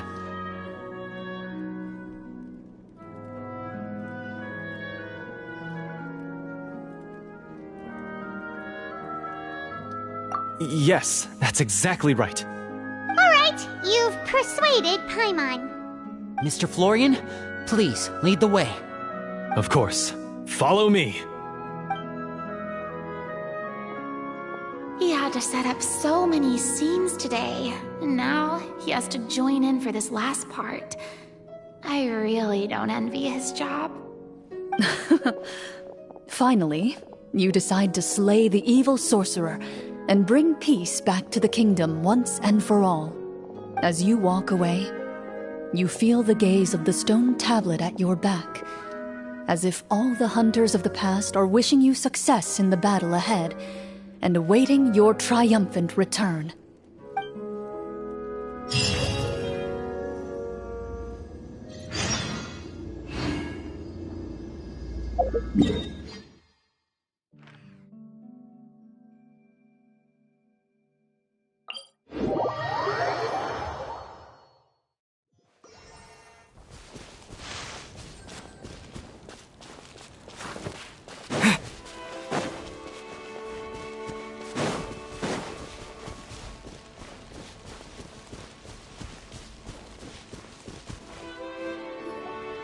Finally, you arrive at the church Florian described.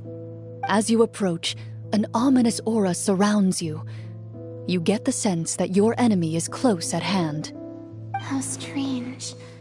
This uneasy feeling seems so real. How did they manage that? Now, it is time for the final battle. Let's go!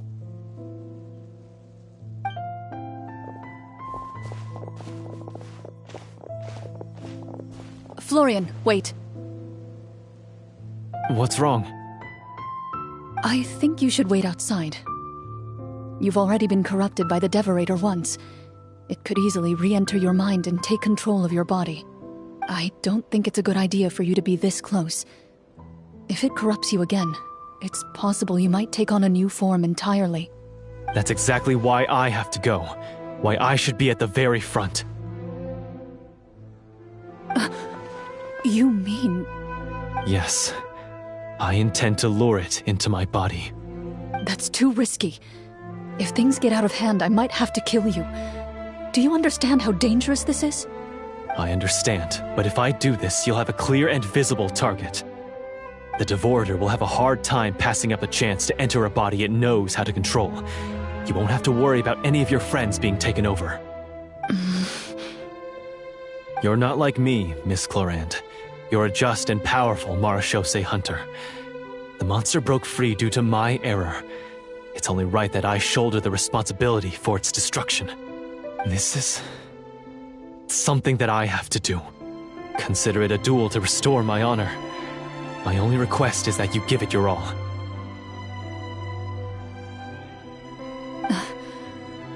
I understand. Then, as a champion duelist, I hereby accept your request for a duel, and extend to you my most sincere regards. Thank you. The battle is now upon us. Let the Devorator once again tremble under the blade of the Marechaussee hunters.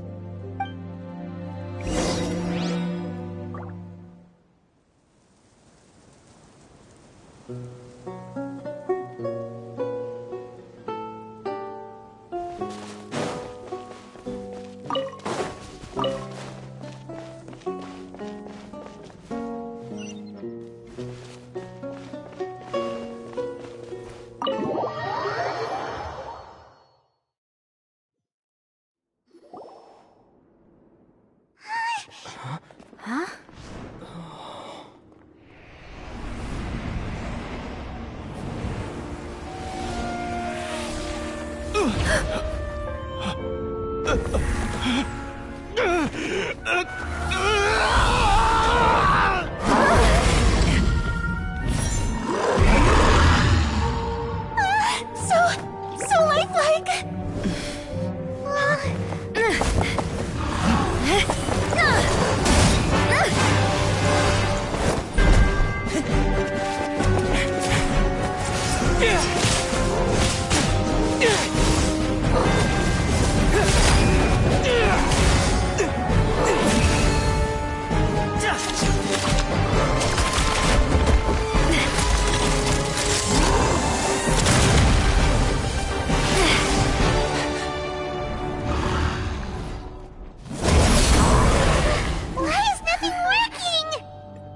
This foe is not invincible.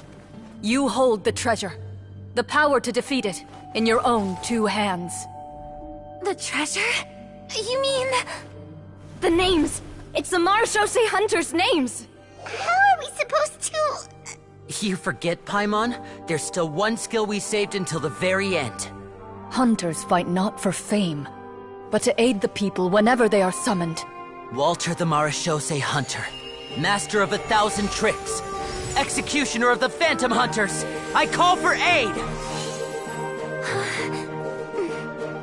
Est, the Marechaussee Hunter, inheritor of Cassiodor's will, judge of the Shadow Hunters. Answer my call!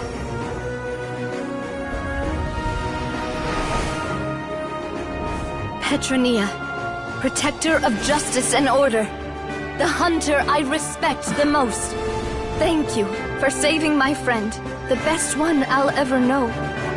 Please, lend us your strength.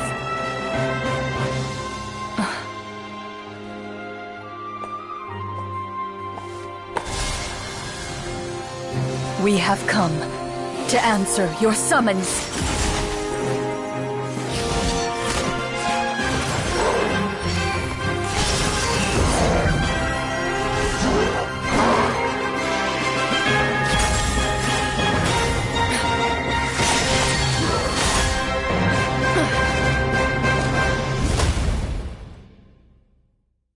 And so, the monsters were eradicated, and the sorcerer was defeated.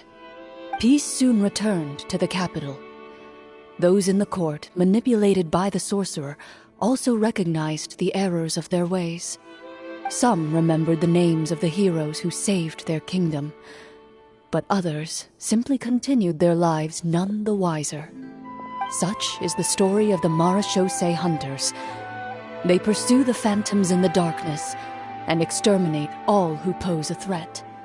They will always protect the city and those within it, even should all memory of their accomplishments be forgotten by the very people they serve. I am assuming we've finally reached the end of the script. Yes, you've reached one of the better endings. It's a pretty solid story overall. I thought it was just an ordinary adventure at first, but the further we got into it, the more impressed I became with the production and the plot. That final battle especially. All the effects were super realistic. Oh, right. Yeah, totally. That's a really good point. I never expected the weapons we picked up from that vault would have that kind of effect. Yeah, mine nearly scared the daylights out of me when it started glowing. I took a good look at it after we got out, but I don't think it ever lit up again. Oh, we should probably give these props back, right? I'll just leave mine here. Did you have a good time? Of course. Let me know if another script like this comes around. Sure, no problem. Then I'll head back for now. I think I need some time to fully digest everything that just happened. Once Mr. Florian is awake, please pass on my regards to him. He must be extremely exhausted to have passed out cold like that. You're right. He's had a lot to deal with.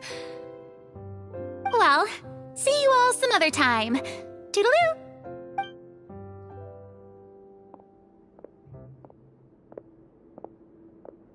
Okay, so, can I ask now? I think it should be fine, yeah. What in the world was going on back there? So you saw through all of that? That time in the cave when you told us to close our eyes, it'd be weirder if we didn't notice anything. I was dying of curiosity the entire time. I mean, you did a pretty bang-up job of pretending nothing had gone wrong. Farina actually looked like she thought all of it was planned. Guess none of us wanted to be the one to break the illusion. What are you all talking about?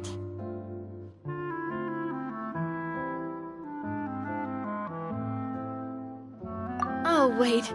Don't tell me you never... Ugh, this is all my fault. It's not too late to cover your ears. Here, partner, I'll do it for you. Bit late for that, don't you think? You're saying everything that happened back there wasn't actually part of the script?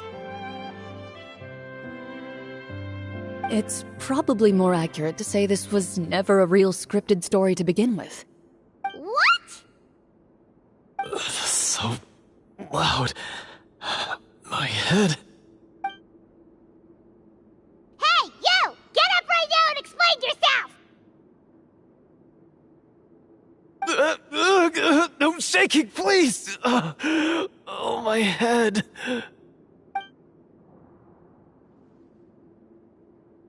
Did Paimon just hear that right? You guys made up that whole last part on the spot? It's not nice to lie to people, but Paimon's got to admit, that was a really good story, Florian. Oh, and nice improvisation, Clorinde! Yeah, it was like watching a magician improvise a spectacular magic trick after forgetting an important prop. If Paimon knew something was wrong with that vault, she would have floated straight in the opposite direction. Everything was under control. As if you've ever described a situation as being out of control. I'm pretty sure any situation you consider to be easy to handle would scare a reasonable person half to death. Guess I'm just used to it. You must run into a lot of unexpected situations then. That explains why you're so good at coming up with things on the spot. As for you, Florian... I know there's no excuse for what I did. I'll turn myself into the guards at once, confess my crimes, and accept any punishment that comes my way. I would say you've already suffered more than enough. What? You may have been blinded by fame and fortune in the beginning, but your actions during the final battle had proven you to be a true Marechaussee hunter. You'll be far more used to the city above ground than below. Your job as a hunter is more important. But... Of course, you'll still need to take the keys and pay a personal visit to the 2 hunters you wronged. Prepare to accept any terms they give you as well. Yes, of course. As far as I'm concerned, though, your showing in the duel was enough to prove your honor. Then I'll do exactly as you said. I'll go return those 2 keys right now. Thank you so much, everyone. I'll do my best to prove myself worthy of the second chance you've given me. I swear this on my name and honor as a Mara Shosei hunter. Until we meet again, everyone.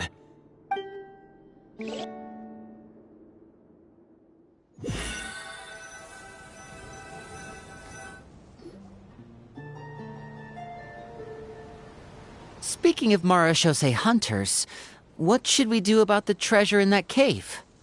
Leave it be. Are you sure? We could show it to people, make it so that the hunters are remembered. Don't you want that? No. Every name on that tablet made the same choice. All hunters know what the path entails. I am no exception. My identity as a Mara Shosei hunter is not something I need people to remember. I wish only to be recognized as a champion duelist. Nothing more.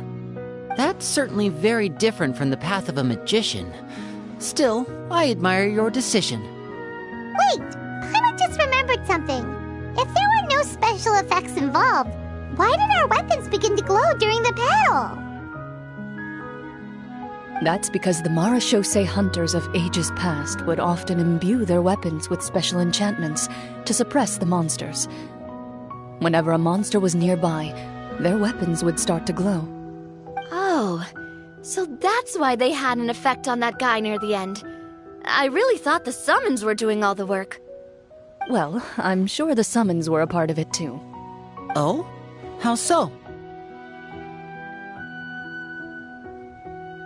This particular devorator probably hailed from the same era as the hunters we saw in the room. The names you recited all belonged to the bravest hunters. Countless monsters fell to their blades. That's likely why the devorator visibly reacted when you said them out loud. So the names held the power all along! Navia. Everything you said during your summon. Huh? Oh, I meant what I said. I mean, it was true to my character, so yeah, I'm glad you heard it. Just don't make me repeat myself. It's embarrassing. I really appreciated those words. All right. Don't get all sentimental on me. Anyway, let's not talk about that anymore. I'm going to go on ahead. Don't fall too far behind now. She ran off! I should probably head back as well. This story was truly incredible. I might have to spend the whole night telling my siblings all about it.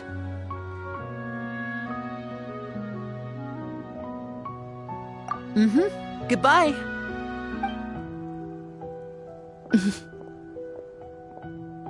Traveler, should your name and deeds be forgotten, what do you think the significance of your journey will be?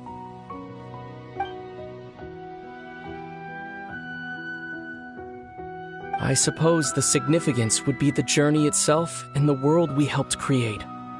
There's still value in the time I shared with everyone here, in the things we were able to accomplish, even if no one remembers them. A great answer. I'll remember it.